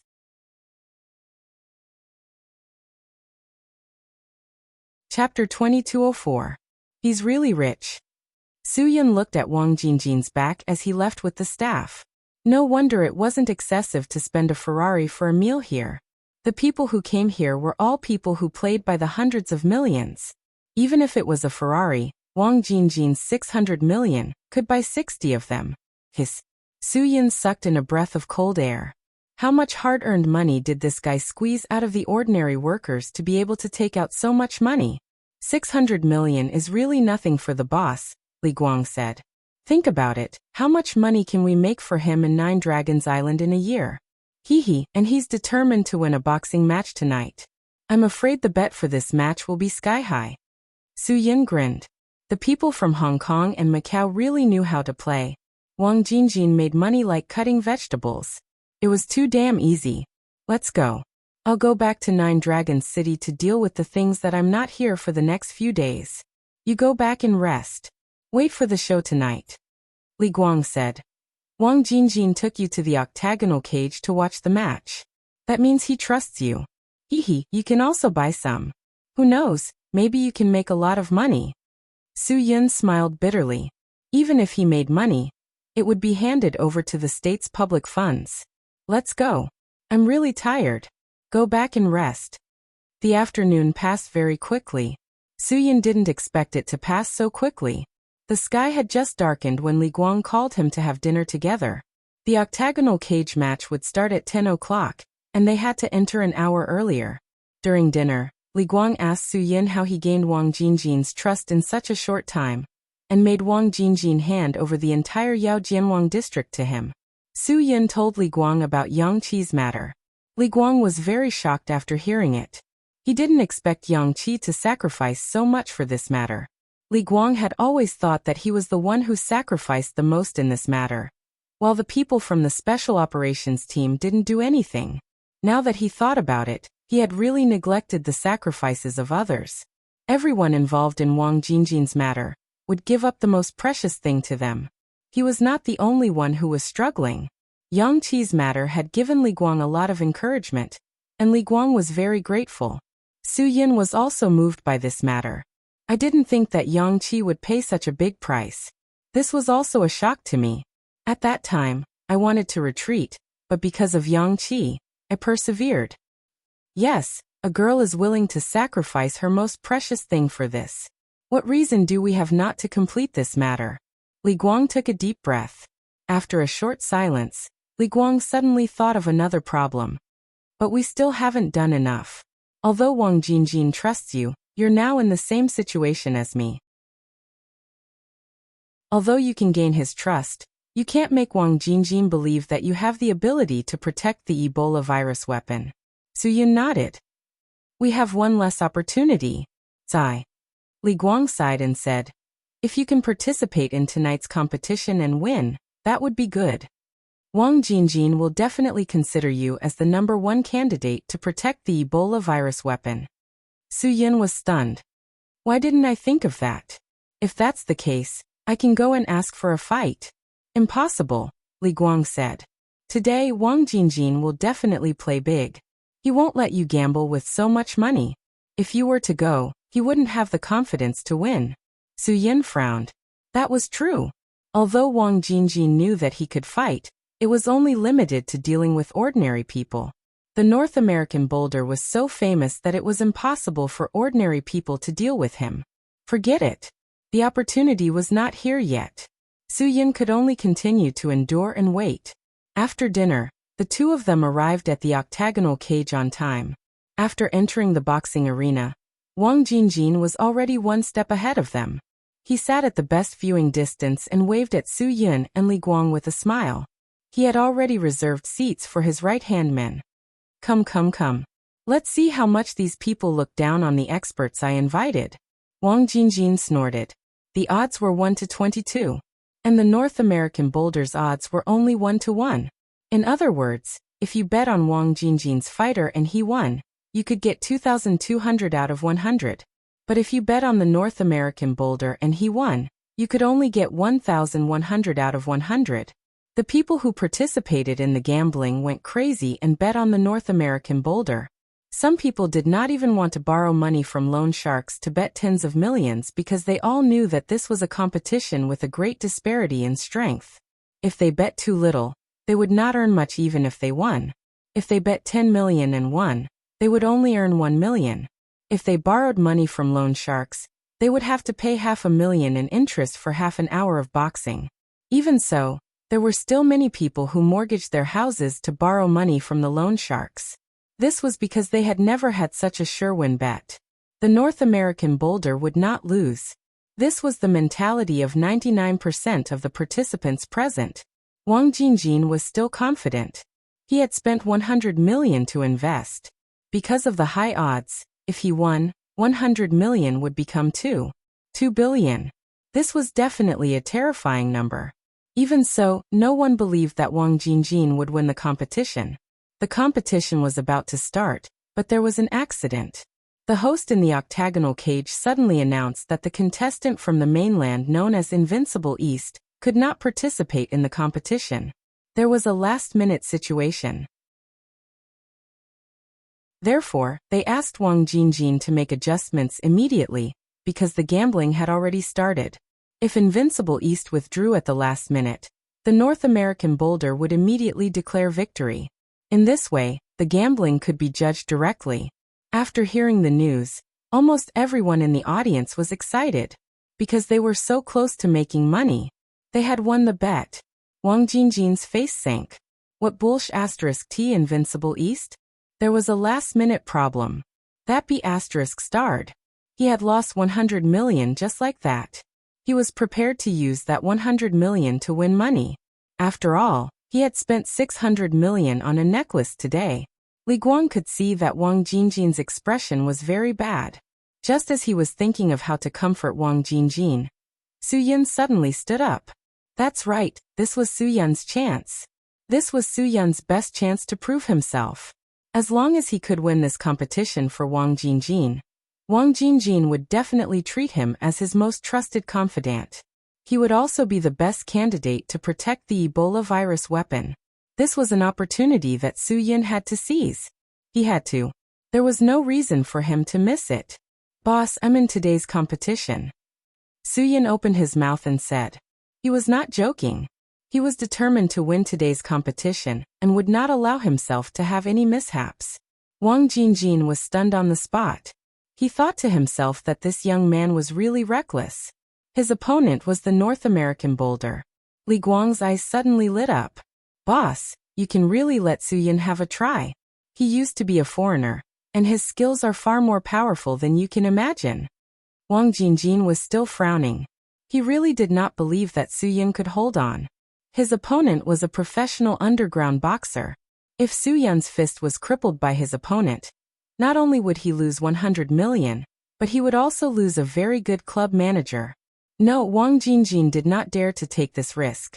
Boss, don't hesitate. I can do it. Please believe in me. Su Yun said. I promise you I won't lose. Su Yun, this is not the time to be a hero. I know you are loyal to me, but this competition is fatal. Wang Jingjin said. I won't let you take the risk. However, Su Yun did not listen to Wang Jingjin at all. He strode forward and shouted to the host. I'm a substitute boxer. I'll do it. Wang Jingjin rubbed his temples helplessly. This was not the result he wanted to see.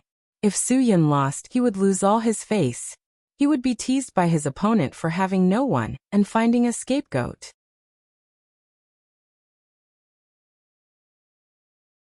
Chapter 2205. Regarding Su Yun's impulsive choice, Wang Jingjin really wanted to stop the fight.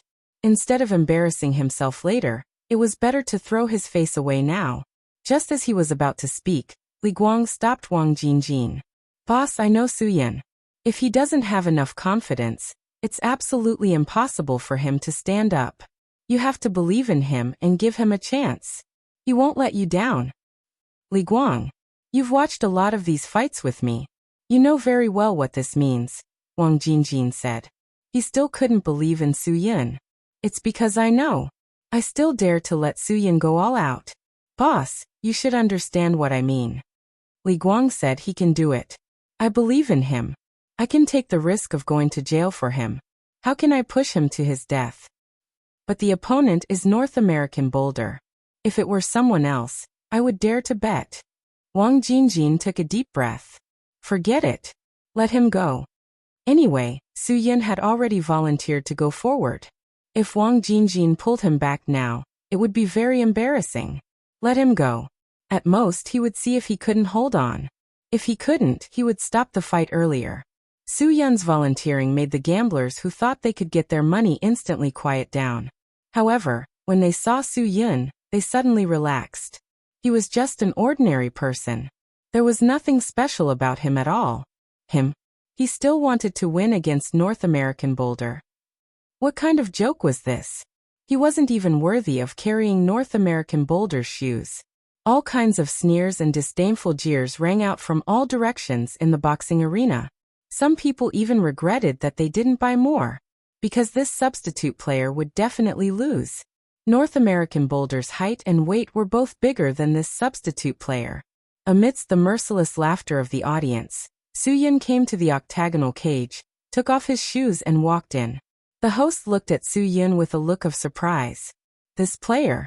Are you sure you want to play as a substitute? I'm sure. Su Yun. Does anyone here have any objections? Of course, the audience had no objections because they were about to win money. As long as they could win money, they didn't care who went up to fight. This was because other than Wang Jingjin, no one else had bet on them to win. Everyone had bought the North American Boulder. This was simply a competition without any suspense. After hearing the cheers of the audience, the host decided, since no one is interested, let's let this substitute officially participate. Why don't you briefly introduce yourself? I don't have anything to introduce. It won't be too late to tell you after I win, Su Yun said. Boos were heard all over the boxing field. No one believed that Su Yun could win. On the contrary, the more it was like this, the more it stimulated Su Yun's fighting spirit. Su Yun could not wait to have a good fight with the other party. North American Boulder? He wanted to see what level he was at. Then shouldn't you change your clothes? The host said. I'm afraid you won't be able to perform well like this. There's no need. It won't take long. Su Yun's words were misunderstood by everyone as a self-deprecating remark. Yes, it wouldn't take long because he couldn't withstand a punch from North American Boulder at all. At this time, it was North American Boulder's turn to appear. A huge man over 2 meters tall walked out of the fighter's passageway. His huge body was like a brown bear. As expected of North American Boulder, his body of more than 180 kilograms was as thick as a boulder. Su Yun's weight of 70 kilograms was not even a fraction of his opponent's. Moreover, he was shorter than his opponent by a head. This competition seemed to be really cruel and interesting. Even North American Boulder thought that his opponent was joking when he saw him. Was he really going to let such a guy fight with him? He was too unchallenging. Boulder! Boulder!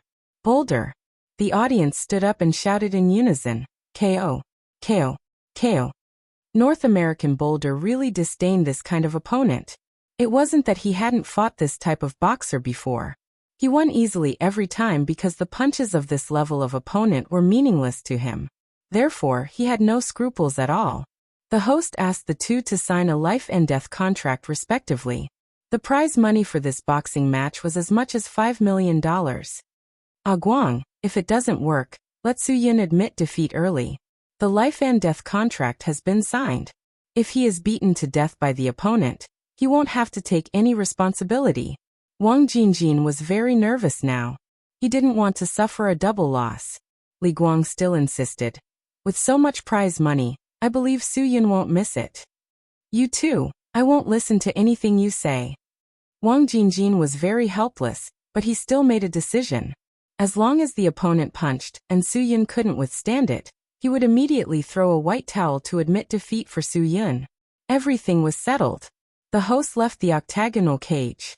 Now, only Su Yun and North American Boulder were left in the octagonal cage. The two of them sat on both sides of the octagonal cage, quietly waiting for the match to start.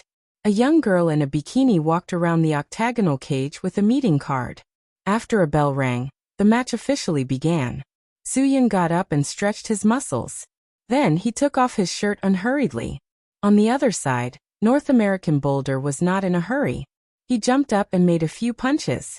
He looked at Su Yun with a smile and said in choppy Chinese, I can make you fall in 1 second. Su Yun threw his jacket to the side and replied with a smile. Big guy North American, huh? From the United States? Then you must have heard of Bruce Lee, right? Don't compare me with a martial arts superstar, North American Boulder said. This is kickboxing, not martial arts.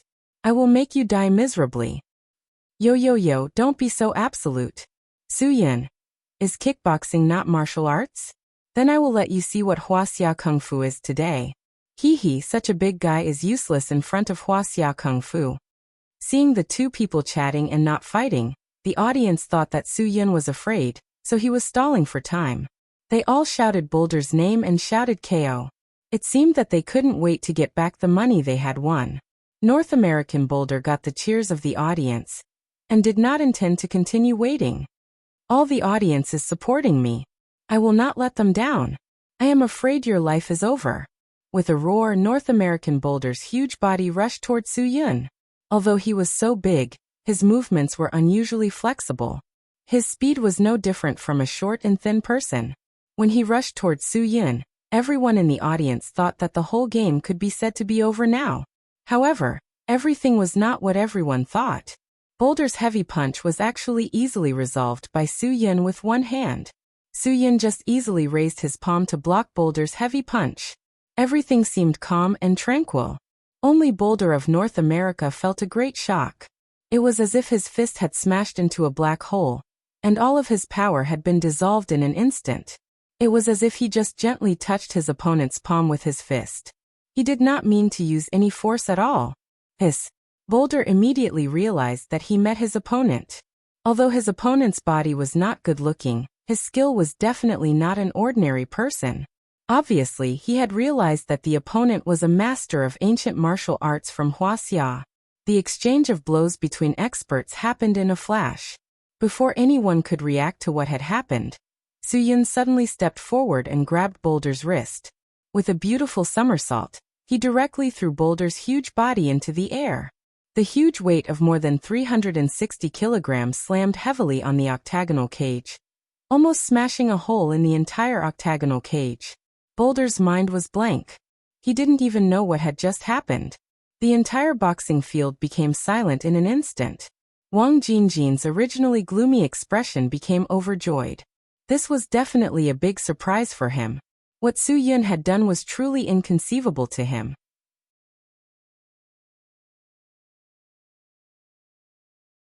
Chapter 2206. Boulder, who had been knocked over by Su Yun, stood up ferociously. He didn't expect that his underestimation of his opponent would cause him to lose so much face. Obviously, his sturdy body gave him an extraordinary physique. Even if he was thrown out, he could still stand up easily.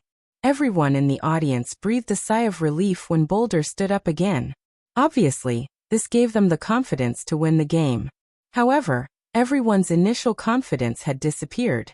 They already felt that the money in their hands was likely to fly away. Those who had borrowed money from loan sharks and placed their hands on their chests and prayed silently. They were really worried that Boulder would lose the game. I didn't expect Su Yun to have such skills. It's really beyond my expectations. Wang Jinjin looked at Su Yun in the octagonal cage in disbelief. He kept expressing his appreciation for Su Yun. Boss, Su Yun has great potential. As long as you are willing to give him a chance, he will definitely not let you down. Li Guang said. The reason I care so much about Su Yun is because he is a person who has the absolute ability to help Hongdong society achieve great things. Wang Jinjin looked at Li Guang with appreciation. Ah Guang, it's all thanks to you that Hongdong society can get a talent like Su Yun. You are the biggest contributor to Hongdong society. Li Guang said. Back then, I fled to Hong Kong and Macau. If it weren't for boss giving me a chance, I, Li Guang, wouldn't be where I am today. So it's my responsibility to do my best for the society. I, Wang Jinjin, really didn't misjudge you. Ah Guang, I can definitely conquer the world with your help. Wang Jinjin said with great momentum. The day I saw you, I knew that you would definitely do great things for Hongdong society. The two people outside the arena were in a good mood, but the two people in the octagonal cage were in a tense confrontation. Boulder no longer dared to underestimate Su Yun. He realized that he had to be careful when dealing with such an expert. He had to seize the opportunity to find the opponent's weakness and kill him in one blow. He had to attack the opponent's vital points and not give the opponent a chance to fight back. Otherwise, he wouldn't be able to win. The cautious Boulder no longer gave Su Yun any openings. The North American Boulder, who had always used offense as defense, also began to be patient. He waited for Su Yun to make a move, so that he could find Su Yun's openings. However, when Su Yun really attacked, Boulder realized that he didn't even have the chance to find his opponent's weakness. Su Yun's entire body moved like a bolt of lightning, arriving in front of him with a speed that left no time for anyone to cover their ears. Before Boulder could even react, Su Yun's fist was like a venomous snake attacking a rat, smashing heavily into Boulder's chin between his ears. That place was probably the Achilles heel of any boxer. Boxing enthusiasts knew that the position between the chin and the ear could pierce the eardrum and damage the balance function. It could cause a person to faint or cause cerebrospinal fluid to leak, which could lead to death. That was why boxers with strong resistance would be knocked down and KO'd after being hit in that position when faced with a fist with boxing gloves. Su Yun and Boulder's match didn't have so many protective measures. There were no boxing gloves at all, because they weren't professional boxers. They were underground boxers who didn't care about their lives. They were playing with their lives. They were gambling with their lives. The number of underground boxers who had been killed by Boulder's fists was uncountable. The number of opponents who had been knocked down and seriously injured by his one punch was even more uncountable. And today, he finally felt the power of such a heavy punch. The base of the ear was under the temporal bone's mastoid process, near the bottom of the cranial cavity, and the junction between the skull base and the spine. In the deep cranial cavity of the base of the ear was the junction between the brain stem and the spinal cord, which was called the medulla oblongata. The base of the ear was the weakest part of the head, near the base of the skull and the medulla oblongata. There was a saying in the traditional theory of ancient martial arts that went, "The ear tendons are connected to the brain, and they are very close to each other." This meant that this position was very dangerous. The medulla oblongata was the center of human life. The medulla oblongata's functional activities controlled a person's heartbeat, blood pressure, breathing, and other basic life activities. Hitting the base of the ear could easily cause a concussion to the base of the skull. Su Yun's punch landed heavily on Boulder's ear, directly affecting his medulla oblongata. Boulder's brain stem was affected and shifted sideways, instantly causing his heartbeat to weaken and slow down. Boulder's blood pressure dropped sharply, and his breathing became short and difficult. It could be said that one punch had put him in a state of near death. Soon he felt that he had fainted. His heartbeat and breathing stopped, giving him the illusion that he had died. Su Yun's heavy punch caused a concussion to the base of his skull, directly fracturing the base of his skull. This caused Boulder's cerebrospinal fluid to flow out of his ear. Boulder's mind went blank. After holding on for a few seconds, he could no longer support his body. Even a person with such a strong resistance would be powerless to reverse the situation after being hit by this punch. Boulder's huge body fell to the ground with a loud bang. No one could believe that after this punch, the invincible Boulder would never be able to stand up again. Many people couldn't believe what was happening in front of them. They thought that it was a scam, a prearranged bet, a fight that deliberately caused Boulder to lose. No one believed that Boulder could not even withstand a punch from the opponent. However, when the doctors on the scene quickly entered the octagonal cage to rescue him, they clearly realized that this was not a scam. Boulder really fell to the ground, and he really had no ability to continue fighting. His 7 orifices, which were bleeding because of Su Yun's punch, also made him look very scary. Even if no one was willing to believe that this was true, it was still a foregone conclusion. Perhaps Boulder had been killed by Su Yun's punch. Even if he did not die, he would probably be in a vegetative state for the rest of his life.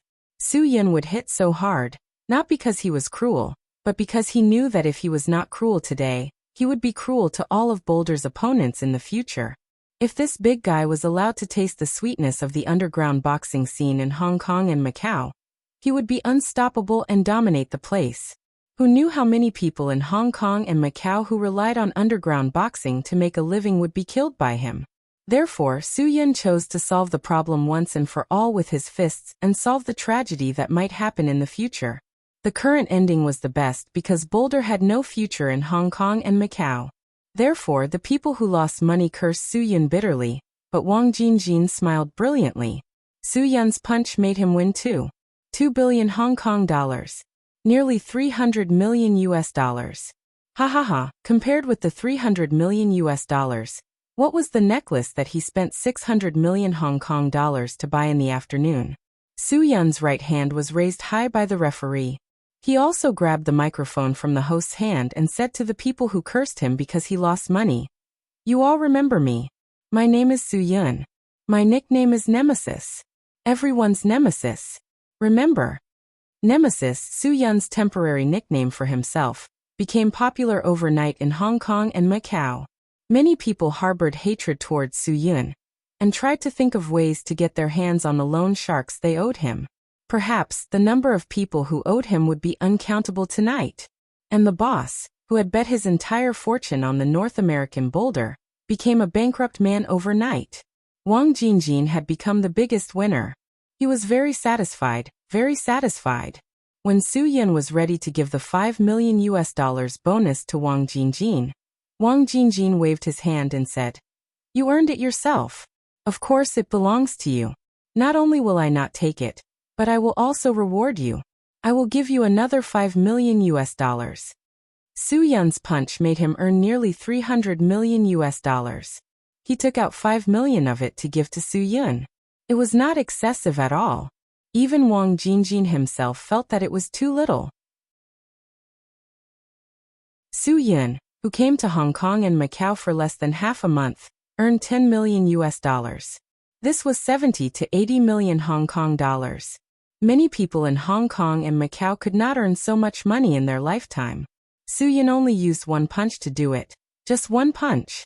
However, making money was not what excited Su Yun the most. What made Su Yun excited was that he finally had the opportunity to show his powerful fighting power in front of Wang Jingjin.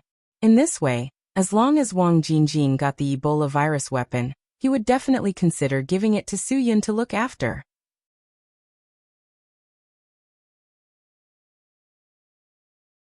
Chapter 2207.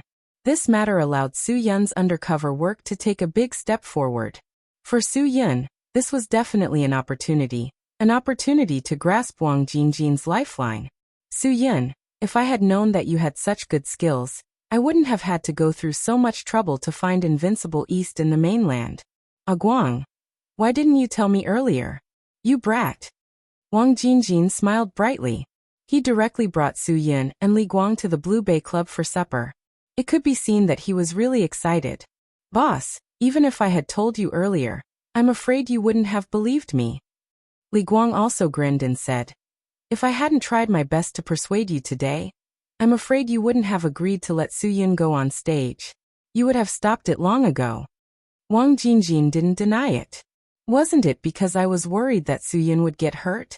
It wasn't easy to have such a right-hand man. If he got hurt, I would regret it more than burning money. Boss really loves talent. Su Yun also said. Su Yun won't let you down. I'll definitely do my best for the Hongdong Society. With your words, I'm even more relieved. Wang Jingjin looked up and laughed unscrupulously. Su Yun, if I arrange something important for you in the future and ask you to protect something for me, you can definitely do it for me, right? Hearing Wang Jingjin's words, Su Yun and Li Guang's hearts lit up in an instant. Su Yun tried to restrain his excitement and said lightly, as long as it's for boss for the society, I'll definitely complete any task given to me by boss. No matter what it is, as long as boss asks me to protect it, I won't let it get hurt. Good, good. Wang Jingjin said excitedly. With your words, I'm relieved. Su Yun, you're truly worthy of being my lucky star. Lucky star. Come, for the future of the Hongdong Society, let's drink. With the two of you assisting me, I, Wang Jingjin, will definitely achieve great things. The three of them toasted each other for more than an hour. Soo-yin was worried about Yang-chi at home. He was worried about her situation and wanted to tell her the good news as soon as possible. However, Wang Jingjin was in high spirits, so Soo-yin couldn't dampen his spirits. He could only sit there and continue to drink and eat supper with him. It couldn't be helped. Soo-yin was out to make a living. How could there be a younger brother who wanted to leave before the big brother said it was over? That wasn't the kind of professionalism a person should have. After the excitement, Wang Jingjin did not allow Soo-yin and Li Guang to leave. He directly arranged a girl for them at the Blue Bay Club to accompany them for a crazy night. Soo-yin had no choice but to stay out the whole night. This really worried Yang-chi at home. She didn't know where Soo-yin went, nor did she know what situation Soo-yin was in. She was very worried that something would happen to Soo-yin. Soo-yin was her only hope for survival, so nothing could happen to Soo-yin. If something happened to Soo-yin, then she really didn't know if she could hold on. Soo-yin didn't come back until the next morning. He bought a lot of delicious food for Yang-chi. Now that there was good news, of course, he had to celebrate. Yang-chi was relieved when she saw that Soo-yin was safe. She didn't blame Soo-yin for not coming back at night. She knew very well that Soo-yin had no choice. Soo-yin told Yang-chi about his underground boxing in the octagonal cage yesterday. Through this, he won Wang Jingjin's trust. This was the most important thing. Soo-yin also won a reward of $10 million. Although Soo-yin was safe and sound now, Yang-chi still felt a little scared. She was really worried that Soo-yin would be hurt. It's good that you're okay. What about the money?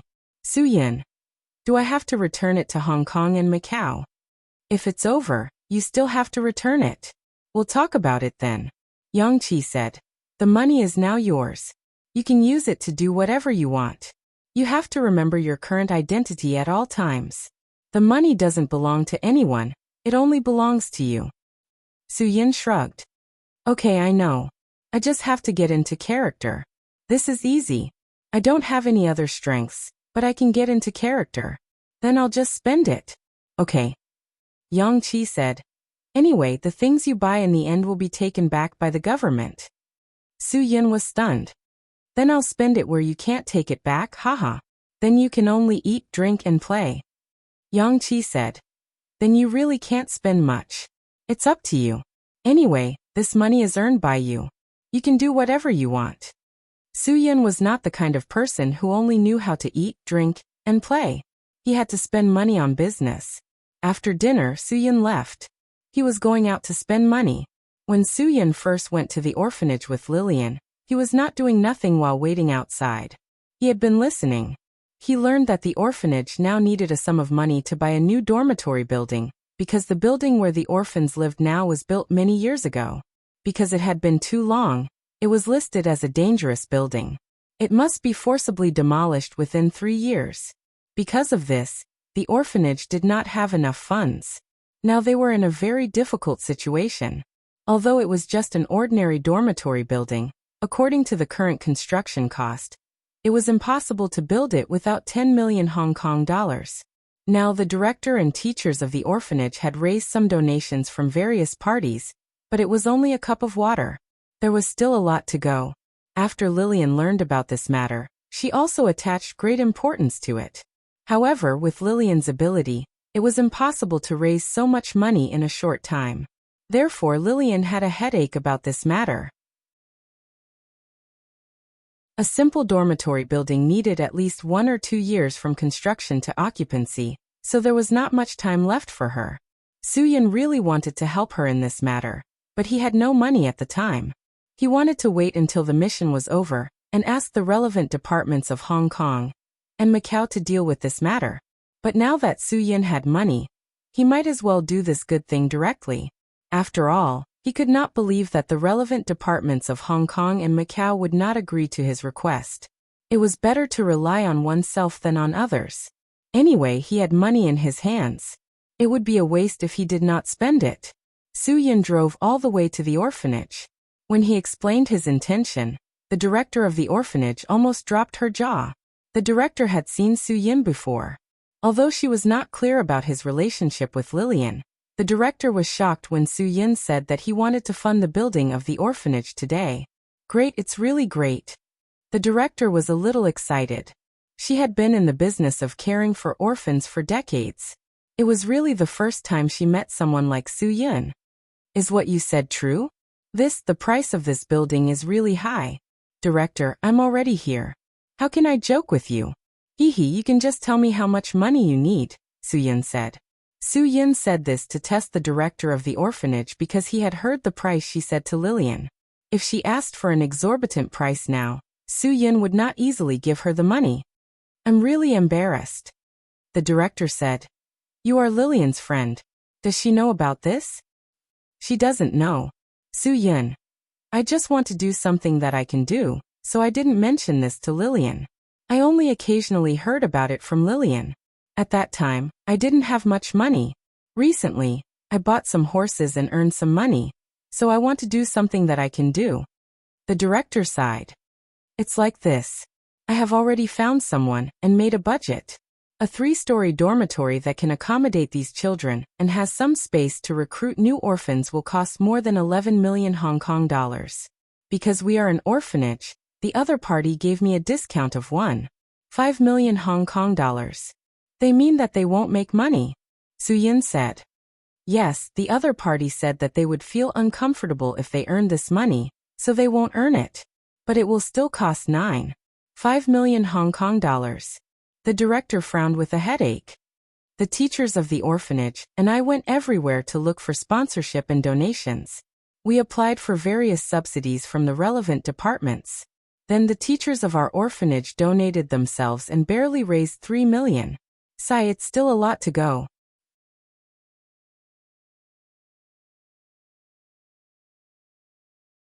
Chapter 2208. Because of this matter, the relevant departments had already approved the new land for the orphanage with great difficulty. This was already a very difficult matter, so they had already tried their best in terms of money. 6.5 million Hong Kong dollars. The orphanage director felt very embarrassed after saying this number. Such a large sum of money. Even some successful entrepreneurs with a philanthropic heart would have a headache after hearing it. Su-yin smiled slightly. The director didn't lie. He remembered that when he heard her talking to Lillian, it seemed that she had only raised 2.6 million. It seemed that she had raised another 400,000 during this period of time. Although 9.5 million Hong Kong dollars was an astronomical number, and she needed to raise it bit by bit, the director didn't have any intention of giving up. She had been doing her best to fight for it. Seeing that Su-yin didn't speak, the director was a little embarrassed. I'm sorry. This amount of money is indeed very large. I know that you have this kind of heart, but I also understand that this is indeed an amount that ordinary people can't come up with. Was Su-yin an ordinary person? The money that Su-yin earned yesterday was equivalent to 70 to 80 million Hong Kong dollars. 6.5 million Hong Kong dollars was completely a piece of cake for him. It was just a drop in the ocean. How about this, director? I'll give you 11 million. Don't let the project team not make money. Otherwise, I will be worried that they have a problem of cutting corners. Su-yin. As for the 3 million you have raised, spend it on the children to provide a better life for the children. The director of the orphanage was a little confused. She rubbed her temples hard and stared at Su-yin with her eyes wide open. Obviously, she didn't dare to believe what Su-yin just said. What you said is true. The director of the orphanage finally recovered from the chaos. She stared at Su-yin with her eyes wide open, hoping to get confirmation. Of course. Su-yin. I have the card with me. I can transfer you any amount you want at any time. The director was almost moved to tears. This was really something that she didn't even dare to dream of. I'm really grateful to you. I thank you on behalf of all the teachers and volunteers working in the orphanage. I thank you on behalf of all the children in the orphanage. Really, I really don't know what I should say. Director, I should be the one thanking you on behalf of all the orphans. If it weren't for your care and hard work, these children wouldn't be where they are today and have a future, Su-yin said. I can see from Lillian that your education for the orphans is successful. That's why I chose to support you. The director's eyes were already red. It's Lillian's fortune to have a friend like you. It's our orphanage's fortune. Soo-Yun smiled as he took out his card. All right, Dean, let's not talk about this anymore. The construction of the new building should be put on the agenda as soon as possible. I'll give you the money now. I'll leave the rest to you and the teachers of the orphanage. The dean hurriedly took out a pen and paper from the drawer and prepared to write a receipt for Soo-Yun. I'll take this money. I'll write a receipt for you. After the new building is built, I'll show you a detailed list of all the expenses so that you know where your donation is going. There's no need for that, Dean. Soo-Yun smiled. It seemed that the director of the orphanage was a meticulous person. She knew what she needed to do. This made Soo-Yun feel more at ease. If I didn't trust you, I wouldn't have given you the money. That won't do. This is a matter of principle, the director said righteously. The dean said righteously, I absolutely can't let the donors not even know where their money has gone. What's the difference between that and those fake foundations in society that sell dog meat under the sheep's head? I can't do that kind of thing. The director insisted on writing a receipt and certificate for Soo-Yun. Only then could she receive the money with a clear conscience. Soo-Yun smiled. By the time the children's new building was built, he probably wouldn't know where he was. He wouldn't have the chance to see where his money was spent, nor would he have the chance to see what kind of new building he built for the children. After the director finished writing the receipt and certificate for Soo-Yun, she pressed her fingerprint very seriously and stamped the orphanage's official seal. After everything was done, the director accepted the huge sum of money from Soo-Yun. This was definitely the largest donation the orphanage had received since its establishment. After leaving the orphanage, Soo-Yun was in a particularly good mood. After he returned to Yao Jianwang district, Sang Fei, who had stopped working, contacted him and obediently cooperated with him to understand all the work in Yao Jianwang district. Soo-Yun spent the day in a busy state. He only had time to relax in the evening. Soo-Yun was just about to go back and have dinner with Yang Qi when he received a call from Lillian. Lillian asked directly, Soo-Yun, where are you now? I need to talk to you about something. It's about the orphanage. Soo-Yun smiled. He could tell from her voice that Lillian must have gone to the orphanage in the afternoon. The director must have told her about it. Then wait for me at home. I'll go over now. Okay, I'll wait for you. Lillian's voice still sounded a little excited. Today wasn't the day Lillian went to the orphanage, but she received a call from the director in the afternoon. When the director told her about it, Lillian was shocked. She immediately rushed to the orphanage and explained the matter to the director face to face. The director also showed Lillian the funds of the orphanage. Lillian was very shocked and surprised. When Soo-Yun first arrived in Hong Kong and Macau, he even went to her house to eat. How could he have such a large sum of money? Lillian was really curious. Although she was very grateful to Soo-Yun for doing this, and was very excited that the orphanage's new building was settled, she still had a faint worry in her heart. The source of this worry was that she didn't know where Soo-Yun got the money. This money was definitely an incredible amount for Soo-Yun. It was a huge sum for anyone. If she couldn't figure out the source, Lillian couldn't be at ease. She asked the director, and the director said that Soo-Yun told her that he won it from horse gambling. Even if he won it from horse gambling, winning so much money would require gambling capital, right? In Lillian's eyes, Soo-Yun was a person who didn't even have gambling capital. Lillian asked the director not to use the money first, and wait until she figured out the origin of the money. Otherwise, she wouldn't be at ease. The director agreed to her request, so Lillian rushed home and contacted Soo-Yun immediately. She had to figure out the origin of the money. Soo-Yun first went to buy some dinner and sent it home for Yang Qi. Then he rushed to Lillian's house. Lillian didn't stay idle while waiting for Soo-Yun. She carefully made 2 dishes and a soup. Soo-Yun entered the door and smelled a strong fragrance. Your cooking is good. It's really good. Are you hungry? Do you want to eat? Lillian said. Soo-Yun nodded. He wasn't hungry, but the fragrance made him unable to resist. If you want to eat, you have to tell me about the money, Lillian said. If you don't tell me about the money, you can't eat anything. Soo-Yun didn't know whether to laugh or cry. Your director didn't make it clear to you? I have already given the money, and you still want me to take it back. This is too embarrassing. The orphanage can accept donations, but I have to know where you got the money. Lillian said, Su-Yun, you can deceive the director, but you can't deceive me. I know that you don't have any money to bet on horses, and you just came out. How can you have time to bet on horses? You didn't have a horse race in the past few days. Su-Yun helplessly shrugged his shoulders.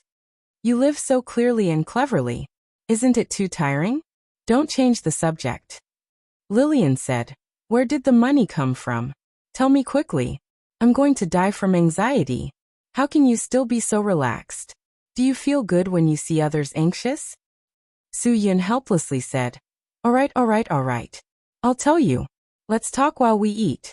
You can't really let me starve, right? I'm really hungry right now.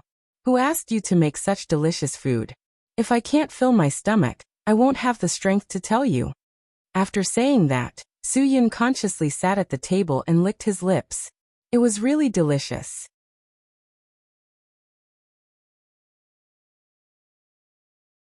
Chapter 2209. Su-Yun, I'll ask you one last time. Where did you get this money? If you don't tell me, I'll call the director now and ask her to return the money to you. Lillian said very seriously. Su-Yun shook his head helplessly. Is it that important where the money came from? What's important is that the orphanage has a new building. That's enough, isn't it? Of course not, Lillian said. Although the orphanage needs this money very much right now, we won't use it if we don't know where it came from. What do you mean by unknown? I gave it to you. Isn't there an origin? Su-Yun said, Besides, I didn't steal it or rob it. I have the right to control it. Su-Yun, if you misappropriated this money from Hongdongxi, then we definitely won't use it, Lillian said very seriously. Hongdongxi's money is not clean. If I knew how to use Hongdongxi's money, I would have asked Brother Guang for help long ago. I wouldn't have waited until now. Hongdongxi's money? Su-Yun was startled. It seemed that he deliberately didn't say it clearly, and it really made Lillian start to suspect. You're thinking too much. Su-Yun said, This is not Hongdongxi's money. Don't lie to me anymore. If it's not Hongdongxi's money, how could you get so much money in such a short time? Lillian said, Su-Yun, you have to think clearly. If you misappropriated Hongdongxi's money without permission, Wang Jingjin will definitely not forgive you. You can't take this risk. Su-Yun smiled. This girl was really simple and didn't have any schemes. She thought that he had misappropriated the money that he was going to hand over to the society. No wonder she was so nervous. If this money was really Su-Yun's misappropriation of Yujianwang District's harvest, then this matter was really troublesome. Wang Jingjin would definitely investigate and get to the bottom of it. When that time came, Su-Yun's trouble wouldn't be just a little bit. Su-Yun wouldn't do such a stupid thing. All right, since you're in such a hurry, I'll tell you the truth. Su-Yun, this money is the prize money I won from boxing yesterday. I won $5 million. I'm only taking out a little to help an orphanage. That's not too much, right? I earned it myself. It has nothing to do with Hongdongxi. Boxing? Lillian was startled. You didn't go to the underground boxing scene, did you? Su-Yun nodded. I was the one who won the octagonal cage match last night. If you don't believe me, you can ask around and see if I'm lying to you. Seeing that Su-Yun was so serious, Lillian knew that he was definitely not lying to her. How could you go to the underground boxing? Do you know how dangerous that is? Are you short of money? I'm a little short of money, Su-Yun said half jokingly, half seriously. All right, you don't have to be so nervous. It's just a boxing match. I'm perfectly fine, aren't I? You're already the boss of Yao Jianwang District. Do you still lack money? Do you know the price you have to pay to earn this money? Lillian said, Don't think that I don't know what kind of price you have to pay to fight in the underground boxing scene. You have to sign a life and death agreement. It's life-threatening. Su-Yun nodded. Of course I know. If the other party doesn't sign a life and death agreement, I really don't dare to fight. If I have to take responsibility for killing, who would dare to play? You. What should I say to you? You really don't know what's good for you. Lillian was very angry. She was angry because Su-yin treated life too much like a game. How many people lost their lives in the underground fighting arena every year? It was uncountable. How many people were crippled because of this? The number was as many as the stars in the sky. Su-yin actually relied on this to earn money. Lillian really couldn't accept it. Aren't I fine? Su-yin. Why are you so troublesome? I'm fine. I'm not injured at all. What are you worried about? If you're injured, it'll be too late. Lillian said. No, I have to call Guanggu and tell him about your matter. Let him teach you a good lesson. There's no need to call. Guanggu was there when I went on stage yesterday. He even supported me. Su-yin finished speaking and began to eat. He really felt a little hungry. It's useless for you to tell him. Lillian still got up and went to the living room to get the phone. I don't believe that Guanggu would let you do such a stupid thing. Su-yin saw that she didn't believe him, so he let her be. Anyway, she would know everything after she finished the phone call. Lillian quickly got in touch with Li Guang. After getting confirmation, she was very angry and complained to Li Guang for a while. However, she could finally confirm the matter. Although Lillian was sure that Su-yin didn't embezzle the money from Hong Dongxi, she couldn't calm down for a long time. No matter what, this money was very heavy. Do you believe me now? If you believe me, sit down and eat something. Su-yin. I'm not like before. I'm very busy now. Don't waste my time. Lillian glared at Su-yin. I know. You are now the boss of the Yao Jianwang district. Your identity is different. You don't even have time to eat together? Look at what you said. Su-yin. I remember when I first arrived in Hong Kong and Macau, I didn't have money to eat. You invited me to your house to eat steak. I, Su-yin, am not such a heartless person. Didn't you call me over with a phone call? Am I not generous enough? You have a conscience. Lillian sat down. After eating a few mouthfuls, Lillian suddenly choked. Although she had been holding back, she couldn't hold back her tears in the end. Why are you crying? Su-yin was full. After seeing Lillian's abnormality, he quickly tried to change the topic. There is no mustard in this dish. Did you secretly eat something else? Lillian looked up at Su-yin with tears in her eyes. Su-yin, thank you. What are you talking about? You invited me to eat. I should thank you, right? Su-yin, don't cry. I didn't dislike the food you cooked. It's good. Although Lillian was comforted by Su-yin and smiled, she still couldn't hold back her tears. You know what I'm talking about.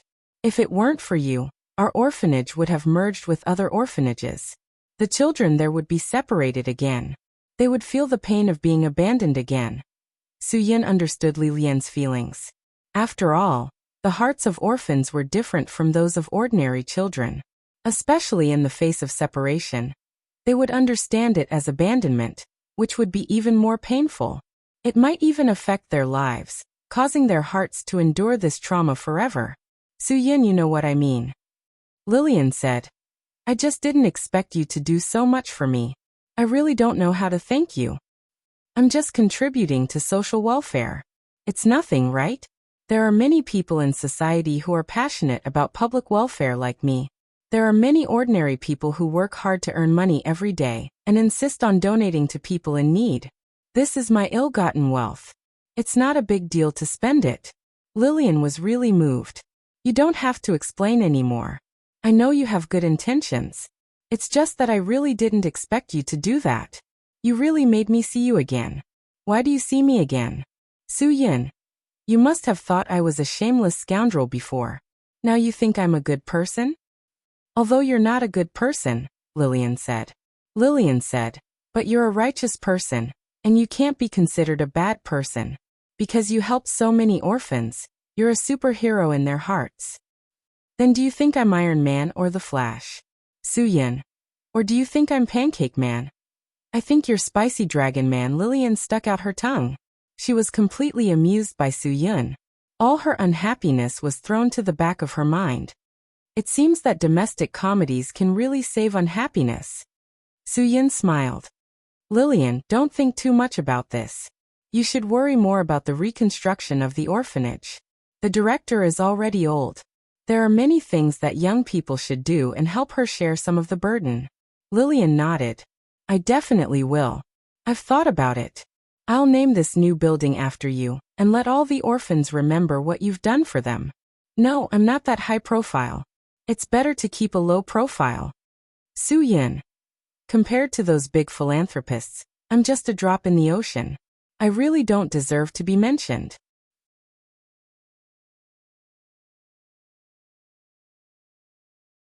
Chapter 22:10. But you are more sincere than those people. Lillian said, some philanthropists just want to use money to buy a good reputation. Some philanthropists use money to do good things that can cover up the bad things they do. Some philanthropists just want to put on this coat. Su Yin smiled. There are also many philanthropists who deserve our respect. Mr. Xiao Yifu, who is devoted to education and charity, and Huaxia, Mr. Ma Yun, who is both the richest man and the best philanthropist. These people are worthy of our learning. I buy things from Tmall and Taobao now. At least the money earned by Mr. Ma can really go into environmental, medical, education, and cultural charities. I can be considered part of it. You really surprise me, Lillian said. I don't think you are a gangster anymore. I am not a gangster. I am a gang leader. Su Yin quickly changed the topic. Of course, there are some fake charities. Needless to say, there are even people who can put on a charity coat to hype up their wedding. Lillian looked surprised. A wedding can be put on a charity coat? This person is too. There can't be such a person, right? How can a person do such a thing? Then you definitely don't know Xiao Chui. You can search for Xiao Chui on the internet, and you will know. He attended a wedding in a charity coat. Su Yin. But these are not important. The innocent knows they are innocent. Doing charity depends on the heart. Lillian nodded. I know. If you don't want others to know what you did, then I won't say. Su Yin really didn't think that what he did was a big deal. Compared to the more than 6,000 projects donated by Mr. Xiao Yifu, it was really not even a fraction. What was there to praise? Su Yin was also full, and he explained everything clearly. If there is nothing else, I will go back first. Recently, the situation in Yujianwang district has stabilized. You can work in peace. And I will work hard, Lillian said. Actually, you should also consider your own future. After all, working at night is not a long-term solution. Su Yin. That's for the sake of youth. But this is your own business. You have the right to choose. Lillian was silent and only nodded. It wasn't that she didn't know what Su Yin meant, but to her now, this was the highest-paying job. She wanted to repay the orphanage for taking care of her for so many years, so she only wanted to work hard to earn money and share the burden of the orphanage. Okay, call me if there's anything. Su Yin got up. I'll go back first. Lillian sent Su Yin downstairs and watched as Su Yin drove away. In the future, Su Yin would never return to her apartment building. Thinking about it, Lillian felt a little disappointed. Just now, for a moment, Lillian even thought of repaying Su Yin's donation to the orphanage with her body. Now that she thought about it, it was ridiculous. This was a kindness that could not be repaid. No woman was worth so much money for one night. Even a world-class model was not worth this price. Before Su Yin reached Yujianwang district, he was informed by his underlings that something had happened again. This time it was Sang Fei. He had died on the streets of Tsimsha Sui. Because Sang Fei was traveling alone at that time, there was no one around to see what had happened. When Su Yin rushed to Tsimsha Sui, he only saw Sang Fei's body cut beyond recognition. There was no sign of life at all. Phew. Su Yin took a deep breath. It seemed that the pig's underling, Deshan, was a man of his words. This was definitely Deshan's doing. Something happened to the Hongdong Society's people in their own territory. This was not a small matter. It would definitely cause a commotion in the entire society.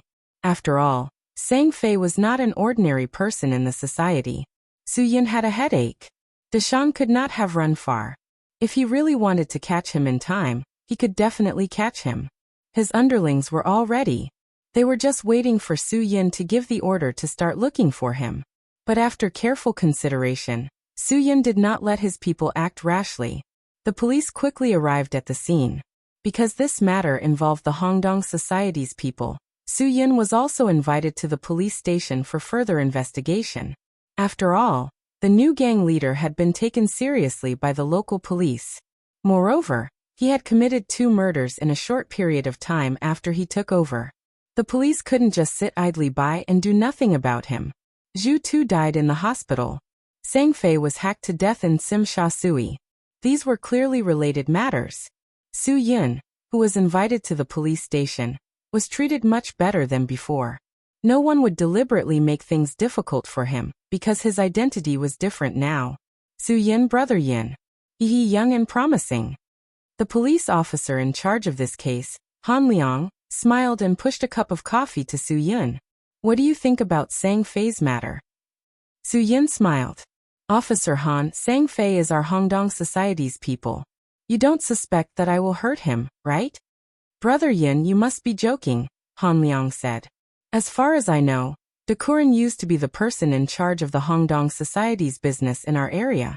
Brother Yin was arrested because he was suspected of killing De Kuren. It was Li Guang from Jiulong City who helped you solve the problem. Am I right? Su Yin didn't deny it. That can only mean that the police are too irresponsible and arrested me by mistake. I don't know if the police arrested you by mistake. I didn't do it, Han Liang said. But I know that Sang Fei was De Kuren's most capable right-hand man when he was alive. After De Kuren's accident, you took over De Kuren's position. Your relationship with Sang Fei must not be good, right? It seems that Officer Han is really suspecting me? Su Yin smiled slightly. I didn't say that. Han Liang shook his head. Brother Yin doesn't look like a narrow-minded person. He won't treat Sang Fei differently because of De Kuren's matter. I can be sure of that. Su Yin remained calm. Since Officer Han said so, what do you want to ask me? Han Liang was also very relaxed. It's nothing. In the future, everyone will work in the same area. There will definitely be some interactions. There's nothing wrong with us getting to know each other first. Brother Yin, don't be nervous. Just take it that I want to get to know you. It's nice to meet you, Officer Han. Thank you for your praise. Su Yin. But if there's nothing else, I still have things to deal with at home. I won't chat with you, Officer Han. Brother Yin, as far as I know you're alone. What can happen at home? You must be joking. Han Liang finished and cut to the chase. Actually, compared to Sang Fei's matter, I want to know more about Zhu Tu's matter. Su Yin smiled helplessly. Officer Han, I'm afraid Zhu Tu's matter has even less to do with me. I don't even know Zhu Tu, let alone have any conflicts with him. It's impossible for me to have any interactions with him. You indeed don't have any interactions with Zhu Tu, but Sang Fei and Zhu Tu do. Han Liang said, if I didn't remember wrongly, before Zhu Tu was hospitalized, something happened at Mong Kok Foot Spa City. As everyone knows, Mong Kok Foot Spa City is a business under Hongdong Group. This matter has to be related to you, right? Su Yin shrugged his shoulders. But at that time, I'm afraid I hadn't reached Yao Jianwang district yet. Is that so? Han Liang said, but I heard that the day Zhu Tu got into trouble was the first day you arrived at Yao Jianwang district, Brother Yin. Brother Yin, I won't remember wrongly. Please believe in my memory as a police officer. After saying that, Han Liang pointed at his head. Su Yin nodded and said, I think so, but I really can't remember clearly. I'm sorry, Officer Han. I really have too many things on my plate. But even if it was my first day here, would Zhu Tu's accident have anything to do with me?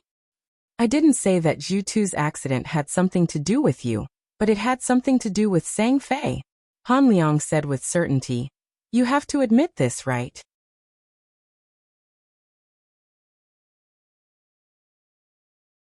Chapter 2211. Officer Han, that's interesting. I don't deny that Zhu Tu and Sang Fei are related, but what does that have to do with me? Su Yin. You can talk to Sang Fei about Zhu Tu, because I don't know what happened between them. You. Han Liang glared. This Su Yin was really a money grubber. He actually wanted him to talk to Sang Fei. Sang Fei was a dead man. What was there to talk about with a dead man? Ridiculous. Su Yin didn't want to continue arguing with the police. It would only bring him more trouble. Officer Han, talk to me after you figure out the relationship between people. Su Yin, do you think I won't be able to catch your weakness like this? Han Liang also lost his patience with Su Yin. Let me tell you, if I want to catch someone, I will definitely catch him. No matter what you did, I will investigate it thoroughly. You better not do anything illegal in the area I'm in charge of. Officer Han, if you were really as responsible as you said, De Kuren wouldn't have been able to act like a tyrant in this Yujianwang district for so long. Su Yin smiled and left Han Liang with a sentence. You're on your own too. If people don't offend me, I won't offend them. Han Liang slammed the table. He didn't want to fall out with Su Yin at first, but now that Su Yin had put it this way, he obviously couldn't accept it. Officer Han, no matter what happened today has nothing to do with me. It's my people who lost their lives. I'm already giving you enough face by not finding trouble with your police station. Su Yin looked straight at Han Liang. If you're still going to play like this, then you're really in the wrong position. Don't try to play heaven and earth great shift. Han Liang said, I'll tell you clearly today. Zhu Tu's death is related to Sang Fei, and Sang Fei's death must be related to Zhu Tu. It must be Zhu Tu's people who did this, and you must know something. You have to make it clear to me today. Otherwise, don't even think about leaving. Su Yin smiled. If you don't have enough reason to issue a detention order, I'm afraid I can't cooperate with Officer Han. Well, since you want to go against me, then see if I can issue a detention order. Han Liang said, if you don't want me to be comfortable, then I won't let you be comfortable either. Su Yin shrugged. Whatever. But I'm leaving now. What reason do you have to stop me? The police need your cooperation to solve the case. As a citizen, you have the obligation to cooperate with all the work needs of the police. Han Liang glared at Huang Xiaolong. Listen up, Su Yin. If you dare to walk out of here, I'll send people to arrest you. Then I really want to give it a try. Su Yin. Let's see if Officer Han is a police officer or a gangster. You actually want to use force to detain people. Do you think you're any different from me? Su Yin stood up and prepared to leave. Han Liang couldn't say anything because of Su Yin's words. He really didn't know what to do with Su Yin. Fortunately, someone knocked on the door and entered. Officer Han, Minister Gu from the Police Headquarters Special Operations Department is here. He specifically asked to see Su Yin. What? Han Liang was stunned. Gu Ming from the Special Operations Department was here? He didn't know how to take care of these messy little things, so why was he so free today? Yo, looks like your rank isn't high enough to talk to me. Is there a leader here? Su Yin pretended not to know who Gu Ming was. How many ranks is Minister Gu higher than you?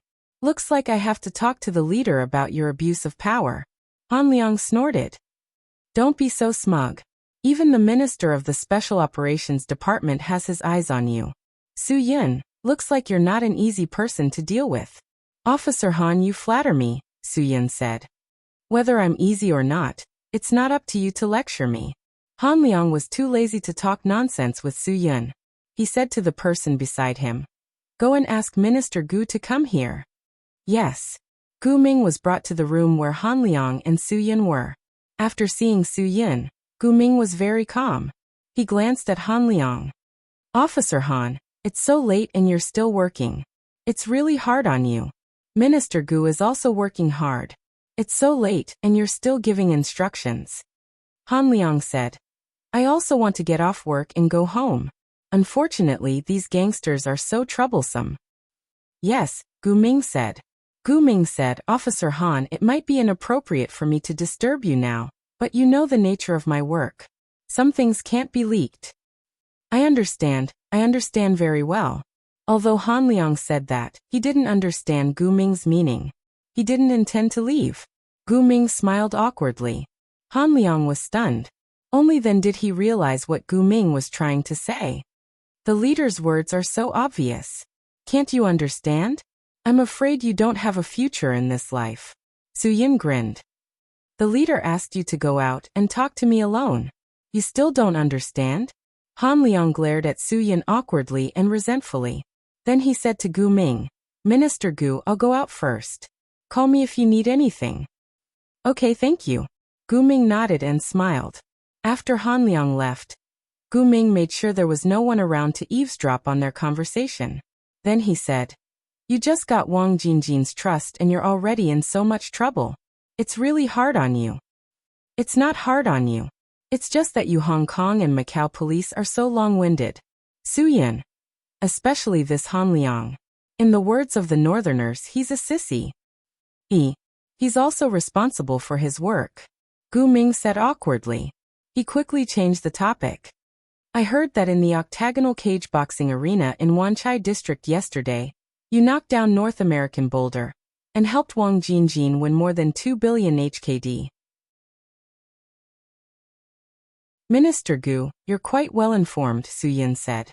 That's great. North American Boulder isn't an ordinary boxer. He's famous, Gu Ming said.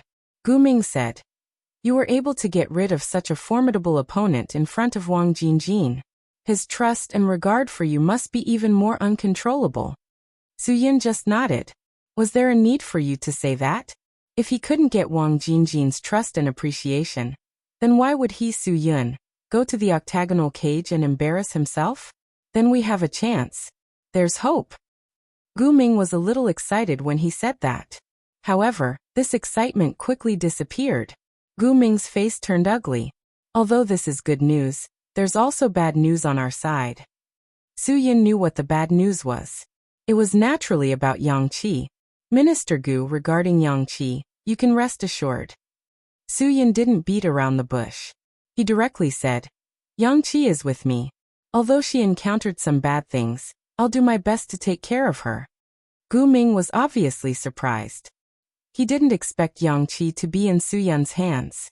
He thought Yang Qi had already been killed by Wang Jingjin. What the hell is going on? It's a long story. Su Yin didn't know how to explain that Wang Jingjin forced him to have sex with Yang Qi. He could only brush it off. I'll tell you slowly when I have the chance. Anyway, Yang Qi is with me. You can rest assured. It was Wang Jingjin who asked me to imprison her. I was also the one who captured her. Gu Ming suddenly understood. No wonder they couldn't find any clues. It was Su Yin who took her away. Su Yin was a member of Hua Xia's special forces. Naturally, he wouldn't leave any obvious traces. Then I'm relieved. I thought she had been killed. Gu Ming let out a long sigh of relief. That's good, that's good. What's good about that? So many things happened tonight. This Han Liang kept dragging me along. I don't even know if Yang Qi ate anything now. Su Yin said, Minister Gu, think of something. Don't let this person drag on with me anymore. Gu Ming nodded. Leave it to me. Under Gu Ming's persuasion, Han Liang had no choice but to release Su Yin. He didn't have a reason to detain Su Yin. Now that Gu Ming asked him to release him, what else could he do? He could only do as he was told.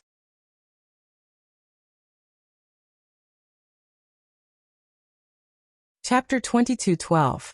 Before Su Yin left, Han Liang pointed at Su Yin and said, You better be careful. Don't let me find anything that can be used against you, or else. What else do you want me to do? Su Yin looked at Han Liang disapprovingly. Don't make yourself sound like a gangster who likes to threaten people. You're just taking advantage of me with your mouth. Let's wait and see. Han Liang swore that he must find something that can be used against Su Yin and make him regret going against him. After Su Yin left in his car, Gu Ming walked behind Han Liang and said, I advise you not to provoke this Su Yin. This Su Yin is not as easy to bully as you think. Otherwise, he wouldn't have become the successor of De Koen. Han Liang clenched his fists. What does Minister Gu mean? Do you want me to bow down to them? No, that's definitely not what I mean. Gu Ming said, But did you hear about the octagonal cage fight in Wanchai district yesterday? I heard about it. Han Liang said. But that was Wanchai district. I don't think anyone there has the ability to go against Wang Jingjin, right? What is Minister Gu trying to say? Yesterday, the world-class boxer known as North America's Boulder was knocked out. Gu Ming said. Han Liang nodded. I know a little about it. It was said that he was knocked out with one punch. His brain juice flowed out from his ears. His life and death is unknown. Yeah, I'm afraid it's not a good sign. Gu Ming said. But what does that have to do with us? They're all risking their lives for money. They've never killed anyone before. In the end, they ended up like this. It's retribution. Han Liang didn't feel sorry about this at all. Gu Ming smiled. Then, do you know who defeated North America's Boulder? I heard about this too. It's called Jinx or something. He said he is the Jinx of all underground boxers. Han Liang said. He really doesn't know the immensity of heaven and earth. Maybe one day he will be beaten to death. That nemesis is Su Yun. Gu Ming said. The nemesis who knocked down the North American Boulder with only one punch is the Su Yun you invited here just now, the new boss of Yao Jianwang district. Han Liang was stunned. This was a fact that he absolutely could not believe. However, a serious person like Gu Ming would not joke around with him. So Han Liang was completely stunned. Now you know why he became Wang Jingjin's right-hand man, right? Gu Ming said. It's not unreasonable for Wang Jingjin to put him in such an important position. Han Liang swallowed a mouthful of saliva. He could not accept this fact. Don't think that just because Su Yun is a newcomer, you can take this opportunity to deal with and suppress him. Gu Ming said. He is much more difficult to deal with than De Kuan in Yao Jianwang district. You better think carefully. After so many years, you can't even deal with De Kuan. What do you have to deal with Su Yun? Han Liang clenched his fists even tighter. He did not dare to touch De Kuan because De Kuan had something on him. Back then, when he had just taken office here, De Kuan had set a trap for him to fall into. He had given him some hypnotic drugs so that after a few drinks he would not be able to control his actions, and a woman that De Kuan had prepared. It was because of that incident that Han Liang could not raise his head for so many years. It was because De Kuan had recorded that video. Now he still could not find that video. De Kuan was dead. Han Liang had an even bigger headache. He did not know what to do. He did not know where he should go to find that video. If he could not find that video, Han Liang's life would never be in someone's hands. Now that Su Yun was living in De Kuan's previous house, Han Liang felt a sense of crisis again. He did not want that video of him to be in someone's hands again. However, from Su Yun's behavior, it seemed that he did not see that video. Therefore, Han Liang wanted to find a reason to lock Su Yun up before he found out about everything. Then he would find a way to get a search warrant. He would find a chance to search the house and see if he could find the thing that he had to destroy. Now that Gu Ming had given him such words, Han Liang's heart turned cold again. What kind of reason could he use to get back the thing that he wanted to destroy the most? If that video was not destroyed, once it was leaked, everything he had would be destroyed. His reputation, everything he had would be gone. He would even have to face the possibility of being imprisoned. This was an outcome that Han Liang did not even dare to think about. He had to find that video before Su Yun saw it. He had to. No one could stop him.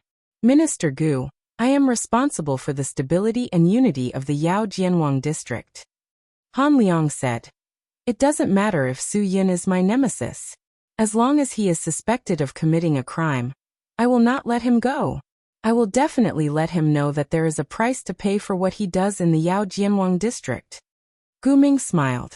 But according to my investigation, the person who killed Sang Fei should be someone called Deshan. He's Zhu Tu's subordinate.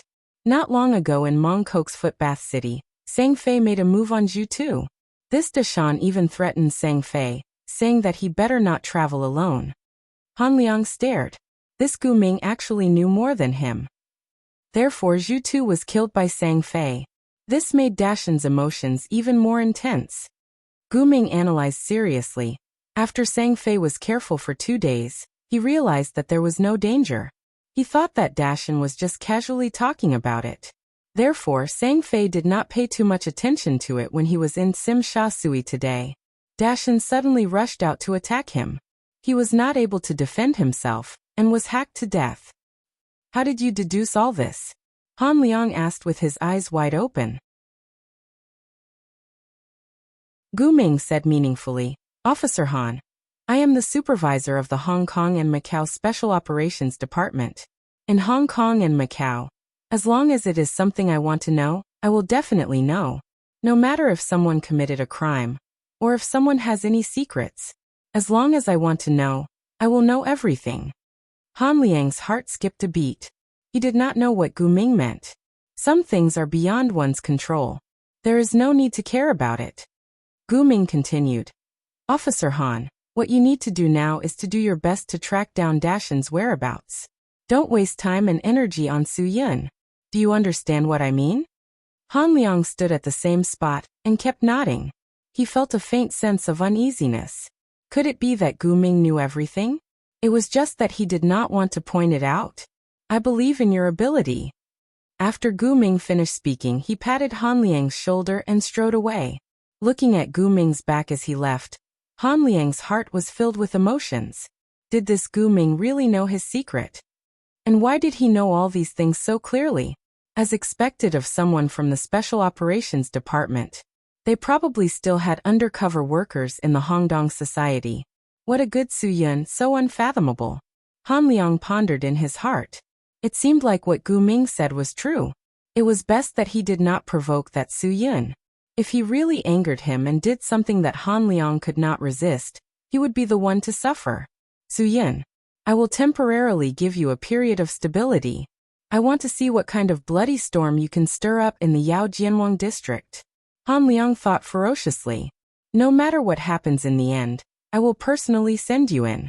Han Liang's hatred for the Hongdong society and the anger left behind by De Kuan's arrogance in the past were all vented on Su Yun. Because Su Yun was his successor, all of this had to be borne by Su Yun. Humph. Han Liang almost crushed the phone in his hand. He was weak in the past, but now he would definitely not give Su Yun a chance to control him. Even if Gu Ming warned him not to provoke Su Yun, he would not be used by him. He was a police officer. He had to eliminate evil and promote good.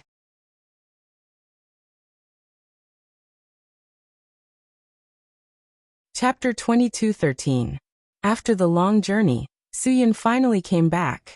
After 2 days, he felt that it was not easy to be a gang leader. It was really tiring, and he did not have a fixed time from day to night. Other white-collar workers had to work from 9 to 5, but Su Yun had to deal with things in the middle of the night. Life was not up to one's own free will, right? It was said that it was easy to make money, but it really wasn't easy, especially for those gangsters. They were on call every day and had to be prepared to kill people 24/7, but they still couldn't make much money. Some people said that the boss worked 16 hours a day, the higher management worked 12 hours a day, and the middle management worked 10 hours a day. The bottom management worked 8 hours a day. If a person relied on acting for 8 hours a day without working hard and only thought about playing games, browsing Taobao, scrolling through WeChat on his phone, and thinking about where to go to eat, drink, and have fun after work, then he was really useless. So those who worked more than 8 hours a day were hard-working people, even if they were the bottom management. Compared to the gangsters, those who had to work 16 or 18 hours a day, or even more to collect money and watch over the place, the money they earned was probably not as much as the bottom management who worked 8 hours a day. Although they looked more impressive and more impressive, only they knew whether they were living a comfortable life or not. How many of the gangsters did not dare to fart in front of their boss? Why? Because they could be taught a lesson by their boss at any time. Every day, they lived a life of danger. When they were needed, they could be used as a scapegoat. If they did something heinous, they had to be prepared to run away at any time and live a life of hiding and never seeing the light of day. This was the true portrayal of being a gangster. How many people could make a name for themselves in a place? It could be counted with one's fingers. There were not many people who could make a name for themselves. Most of the gangsters lived a sad life at the top. It was really not known why so many young people liked gangsters, and it was also not known why so many students worshipped them. In fact, they were really just a group of pitiful people in society. They only knew how to rely on the evil behind them to bully the good. Hearing that Su Yun was back, Yang Qi also carefully walked out of the basement. Seeing that the heavy curtains on the entire first floor were drawn, she walked up with relief. I saw Minister Gu today, and I told him about your situation. Su Yun. That will make him feel more at ease. Otherwise, they will think that you were harmed by Wang Jinjin. Yang Qi was a little annoyed when she said this. Luckily, my computer doesn't have any secrets about the Special Operations Department. Otherwise, Wang Jingjin would have found out about all of our plans. That was really close. So don't do such unreliable things in the future. Su Yin. Although you have to apply what you've learned, and you're a high-tech genius who plays in high-tech warfare, there are always people who are better than you. Some people are gifted in this area. There are plenty of people who can hack into the classified files of the U.S. Department of Defense in their teens. I'm afraid you can't do it now, right? Yang Qi didn't deny it. It was the truth. She might be able to do it now, but she definitely couldn't do it without leaving a trace. I'll be careful in the future. Yang Qi nodded. Su Yin yawned and stretched. You're that tired? Yang Qi said. You're a big brother. Phew, you don't have a single follower. No wonder you're so tired. I was just thinking about it. What do you think the situation is now? Su Yin. It's so tiring to come out and make a living. There's also the risk of risking your life, and you can't make much money. What do you think those young people are thinking? They always think that it's so cool to come out and make a living. But it's nothing. Yang Qi shook her head helplessly. This is the influence of a sick society. I'm afraid it will take several generations of hard work to erase this kind of sick thinking. Then you Hong Kong and Macau police officers should work hard. Our mainland's young people are all good young people. Some people still worship gangsters in high school, but when they go to university, no one will worship gangsters. Su Yin. When they graduate, everyone will realize that many of the children who were bullied in school have good family backgrounds. Some can even say that their family backgrounds are very good. With a good father, they can directly enter a good unit. All kinds of people will break through the door. This is the role change. Yang Qi didn't deny it. She shrugged and just smiled. It was like this, just like girls. When they were in high school, they liked those gangsters who were good at fighting. Others would be afraid of them if they glared at them. Also, those who could play basketball and football must be good at sports. However, when they went to university, it was different. Gangsters were not important, fighting was not important, playing basketball was not important, and sports were not important. What was important was whether their family was rich or not. Every time they checked into a room, whether they went to a 50-yuan hotel or a 1,000-yuan Shangri-La, whether they drove a sports car to school, and what their daily expenses were. This was a very realistic thing. And it was not an exaggeration at all. Perhaps some people would say that losers could find girlfriends, but if you looked carefully at the university campus, all the boys around beautiful girls were second-generation heirs. When these goddesses graduated from university, they had even less to pursue because they had been baptized by material things. They didn't even need to care about age when they got married. They didn't need to care about whether the other party was 300 pounds fat.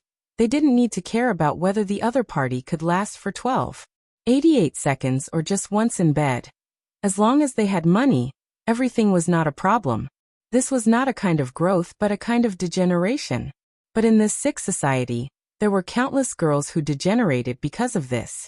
It was not an exaggeration to say that there were a lot of such girls around Wang Jingjin. What happened today? How did you meet Department Head Gu? Yang Qi didn't want to think about the social status quo that she couldn't change, so she asked Su Yin with a smile. Sang Fei was killed in Simsha Sui. I was taken back by the police to cooperate with the investigation. Su Yin. Maybe Department Head Gu heard about this and knew that I might be in trouble, so he came here. If it wasn't for him, I wouldn't have been able to come out today. That Han Liang or something really makes people speechless. Yang Qi had heard of Han Liang before. She nodded meaningfully. Han Liang. That puppet. That has been controlled by Dekuan for some reason. It seems like he's preparing to deal with you. What do you mean controlled by Dekuan? Su Yin was stunned. He's also related to Dekuan. I'm not too sure about this either. Yang Qi said. But we all know that Han Liang is actually a very responsible police officer. He was the best in the police academy and did everything very well. He's also a seedling that the leader thinks highly of. What kind of taste does your leader have? Just him? Su Yin was speechless. Yang Qi continued. Yes, because they think highly of him. They handed the most difficult Yao Tsimong district to him. They believed that he could change everything. However, for some reason, he changed when he came here. He didn't dare to touch Dakuan's people at all, let alone go against Dakuan. Su Yun said disapprovingly. Is there still a need to say? There must be some weakness that was caught by Dakuan. But what can he have on him? He's not that kind of person, Yang Qi said. People change. Su Yun. In addition to growth, there's also something called depravity. If he was depraved, he wouldn't have found trouble with you, Yang Qi said. Maybe he was really careless or was set up by someone, so Dakuan had something on him. Su Yun's eyes suddenly widened, and he became spirited. Yang Qi, this is where Dakuan used to live. Do you think there's a secret compartment or something like that that's used to hide secrets or something that can be used against someone? Should we look for it? Yang Qi's curiosity was also piqued. Are you sure there is? How would we know if we don't try? Su Yun was a man of action without hesitation.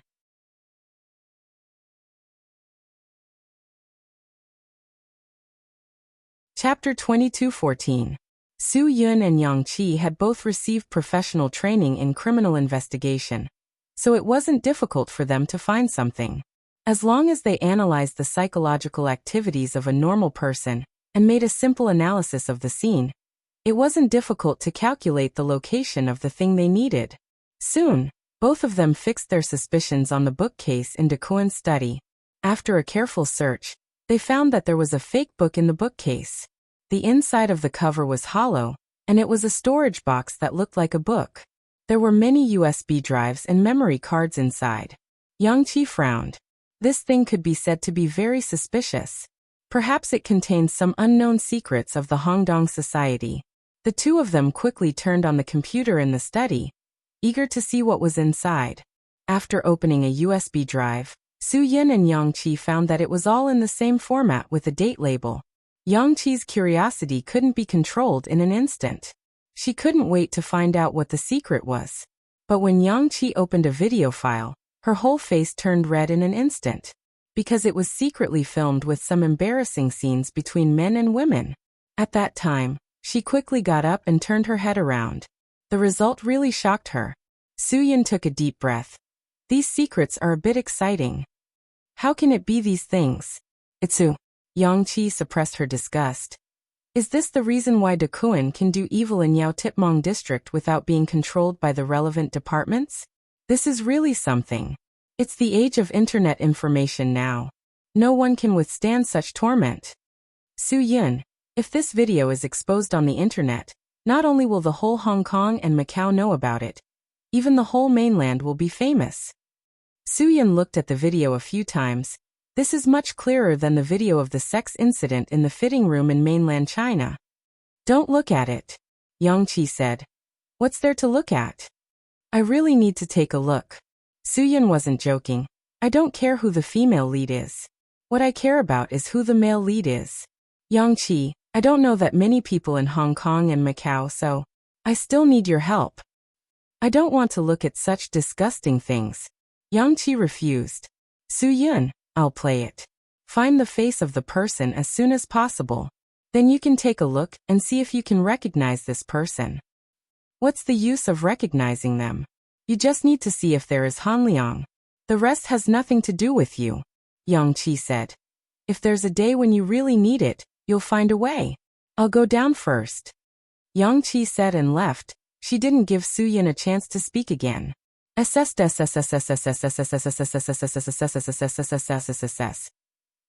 a matter sit. He's was as it sessest he's but tit he's tus. Teet. Su Yun spent more than 3 hours and finally found a video of Han Liang in a USB flash drive. The video was shot in a hotel. The hotel service book on the bedside table clearly showed that it was the Nine Dragons Bay Hotel. Su Yun only needed to get this information. As for whether Han Liang could play any tricks in the video, he didn't want to continue watching. 3 hours passed. Su Yun didn't know if Yang Qi was asleep or not. He went back to his room to rest after a simple wash.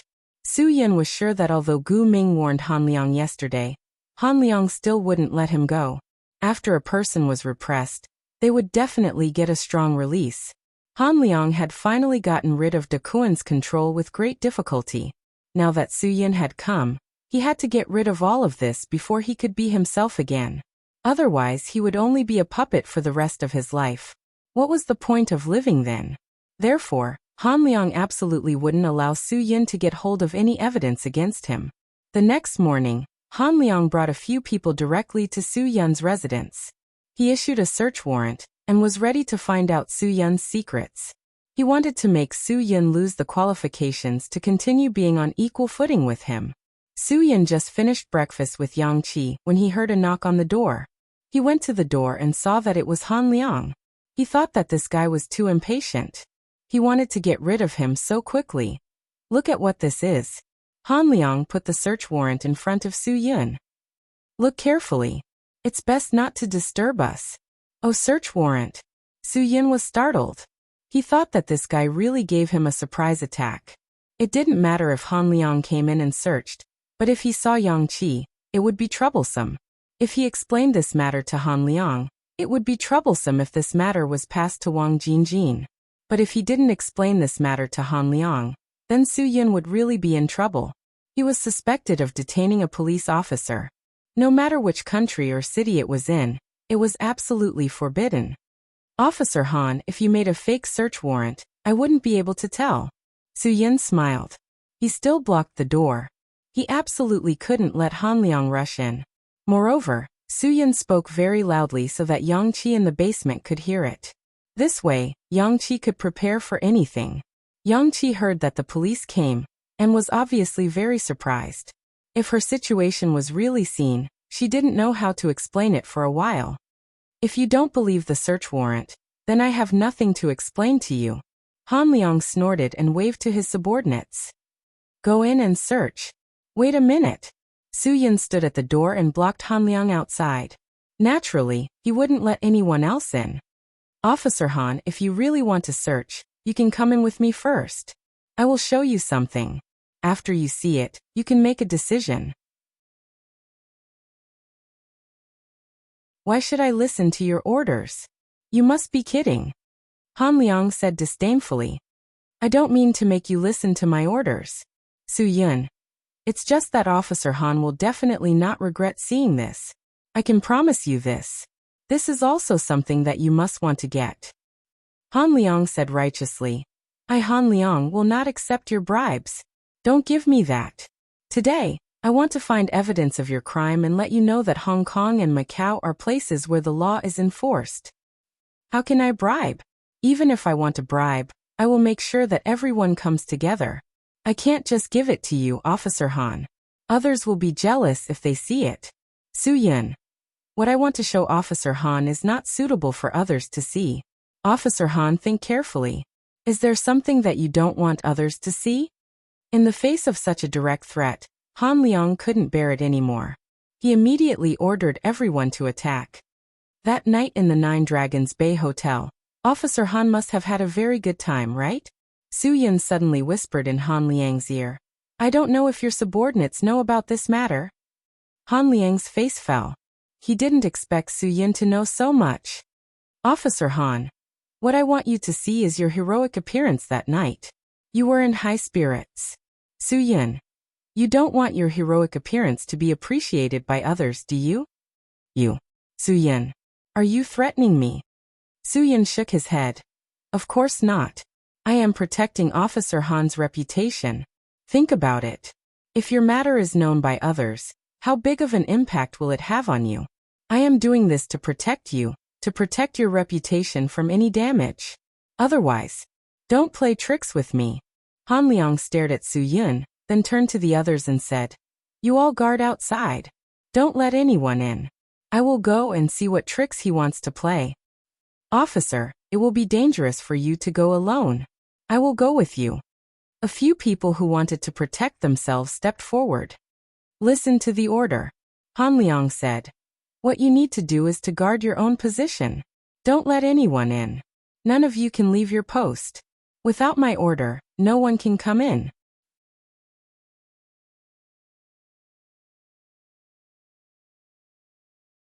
Chapter 22:15. The door closed, and only Han Liang and Su Yin came in. Su Yin looked at Han Liang with a smile. Officer Han is really a person who understands the situation. Stop talking nonsense. Han Liang's eyes were cold. You better think carefully, don't play any tricks. My people are outside. If you do anything strange, I only need to give an order, and they will storm in. Of course I know that Officer Han is a powerful person. One sentence can settle me in minutes. Su Yin said. But Officer Han, it's best that you understand that I'm not trying to cause trouble for you. I'm trying to help you. If you can be my friend, there won't be any problems between us. What do you mean? Han Liang said. He vaguely felt that Su Yin wanted to control him like De Kuan. Su Yin smiled slightly. Of course it's about your secret, I've admired it. I didn't expect Officer Han to be so righteous when he's wearing the police uniform. But that's just a beast in human clothing. Once the uniform is taken off, Officer Han is a real beast. You have a lot of tricks up your sleeves. Han Liang's face changed completely in an instant. He realized that Su Yin wasn't joking with him. Su Yin must have seen something. Although Brother Kuan is dead, he left his things to me. Su Yin. Those things are all treasures. Not only you, Officer Han, want to destroy them, but many other officials also want to destroy them. Hee, if Officer Han wants to see them, I can take you to see them now. If you dare to talk nonsense, I'll sue you for defamation of the police. Han Liang trembled with excitement. Officer Han, please believe me, I'm a good citizen who abides by the law. Su Yin. I won't do things that are against the law. The two of them went to the study one after another. Su Yin pointed at the computer and signaled for Han Liang to do it himself. Han Liang could not wait to turn on the computer. He saw a video file in the middle of the computer desktop. Han Liang looked at Su Yin in shock. Su Yin nodded. Officer Han, you are indeed worthy of being an officer. Your intuition is quite accurate. You guessed right. That's the one. Open it and take a look. Oh, by the way, don't worry about me. I've admired it many times and learned a lot of moves from Officer Han. Han Liang's forehead was dripping with sweat. Oh right, I should call you Teacher Han. Ha ha ha, your skills are even better than Teacher Chen's. Su Yin grinned. Open it and admire your own heroic appearance. Han Liang couldn't hold it in any longer. He quickly opened the video file. When the familiar room came into view, he was completely shocked.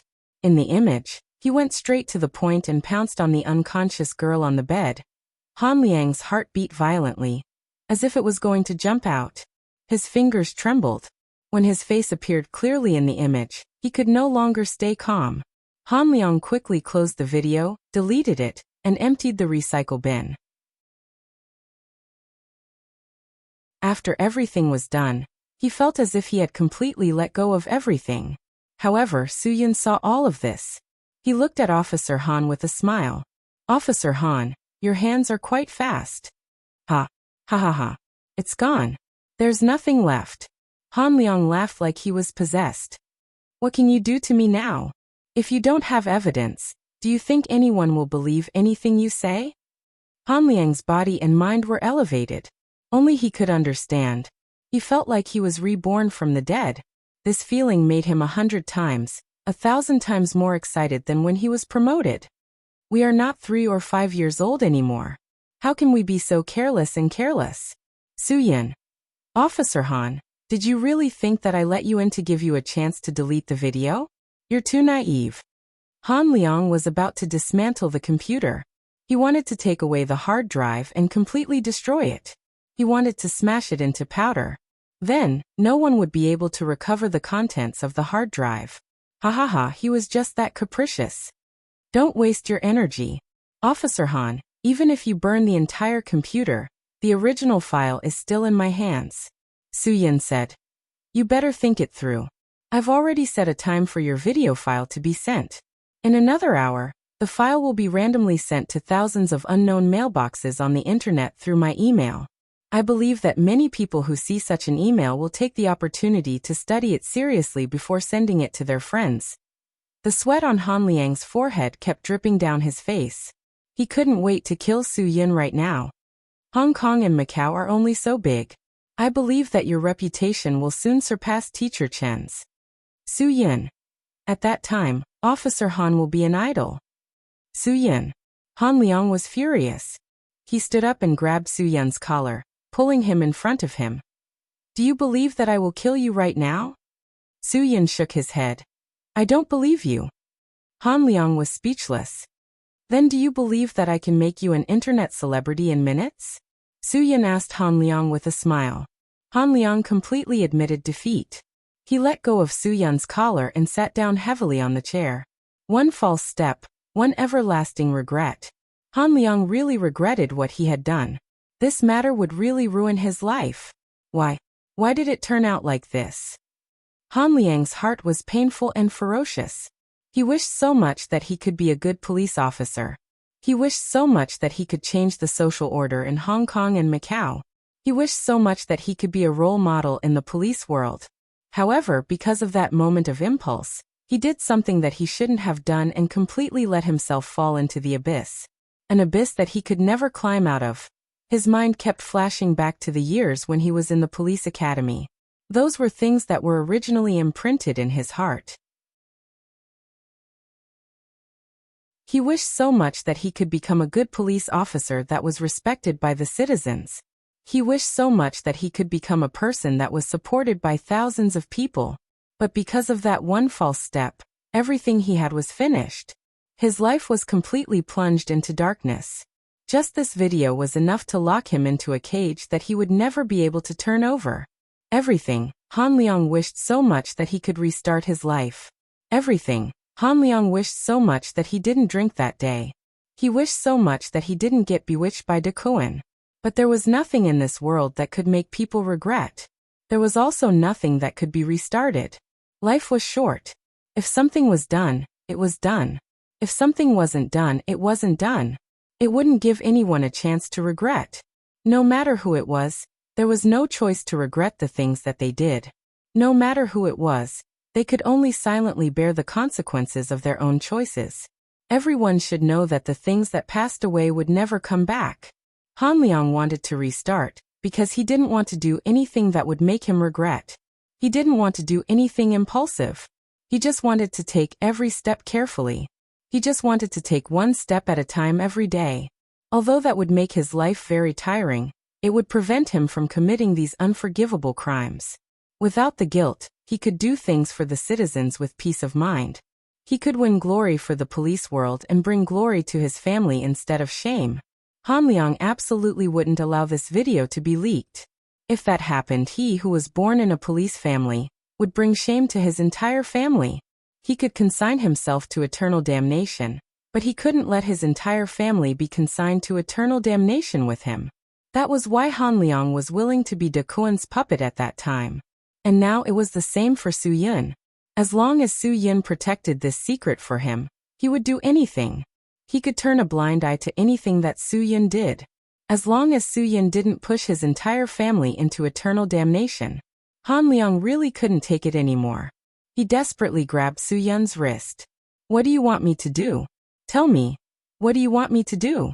I promise you anything, but the video can't be leaked. It can't be leaked.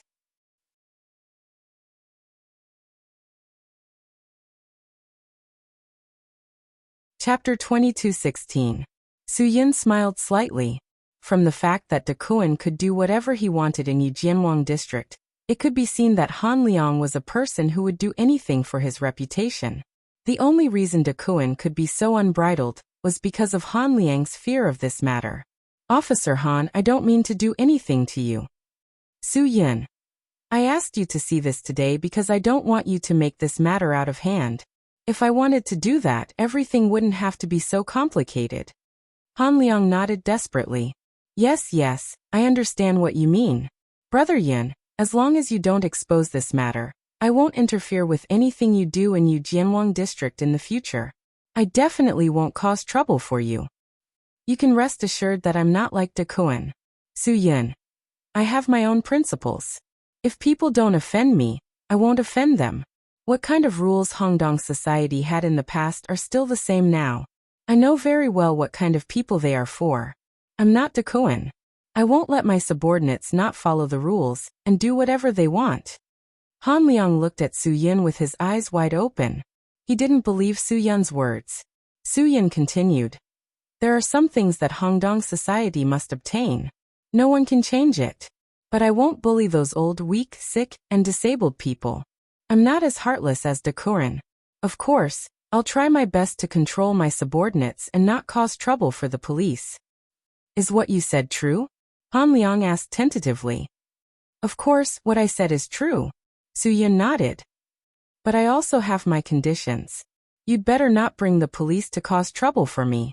Otherwise, there won't be a good ending for us. Han Liang nodded desperately. I won't. From now on, I won't provoke you anymore. I won't provoke your people either.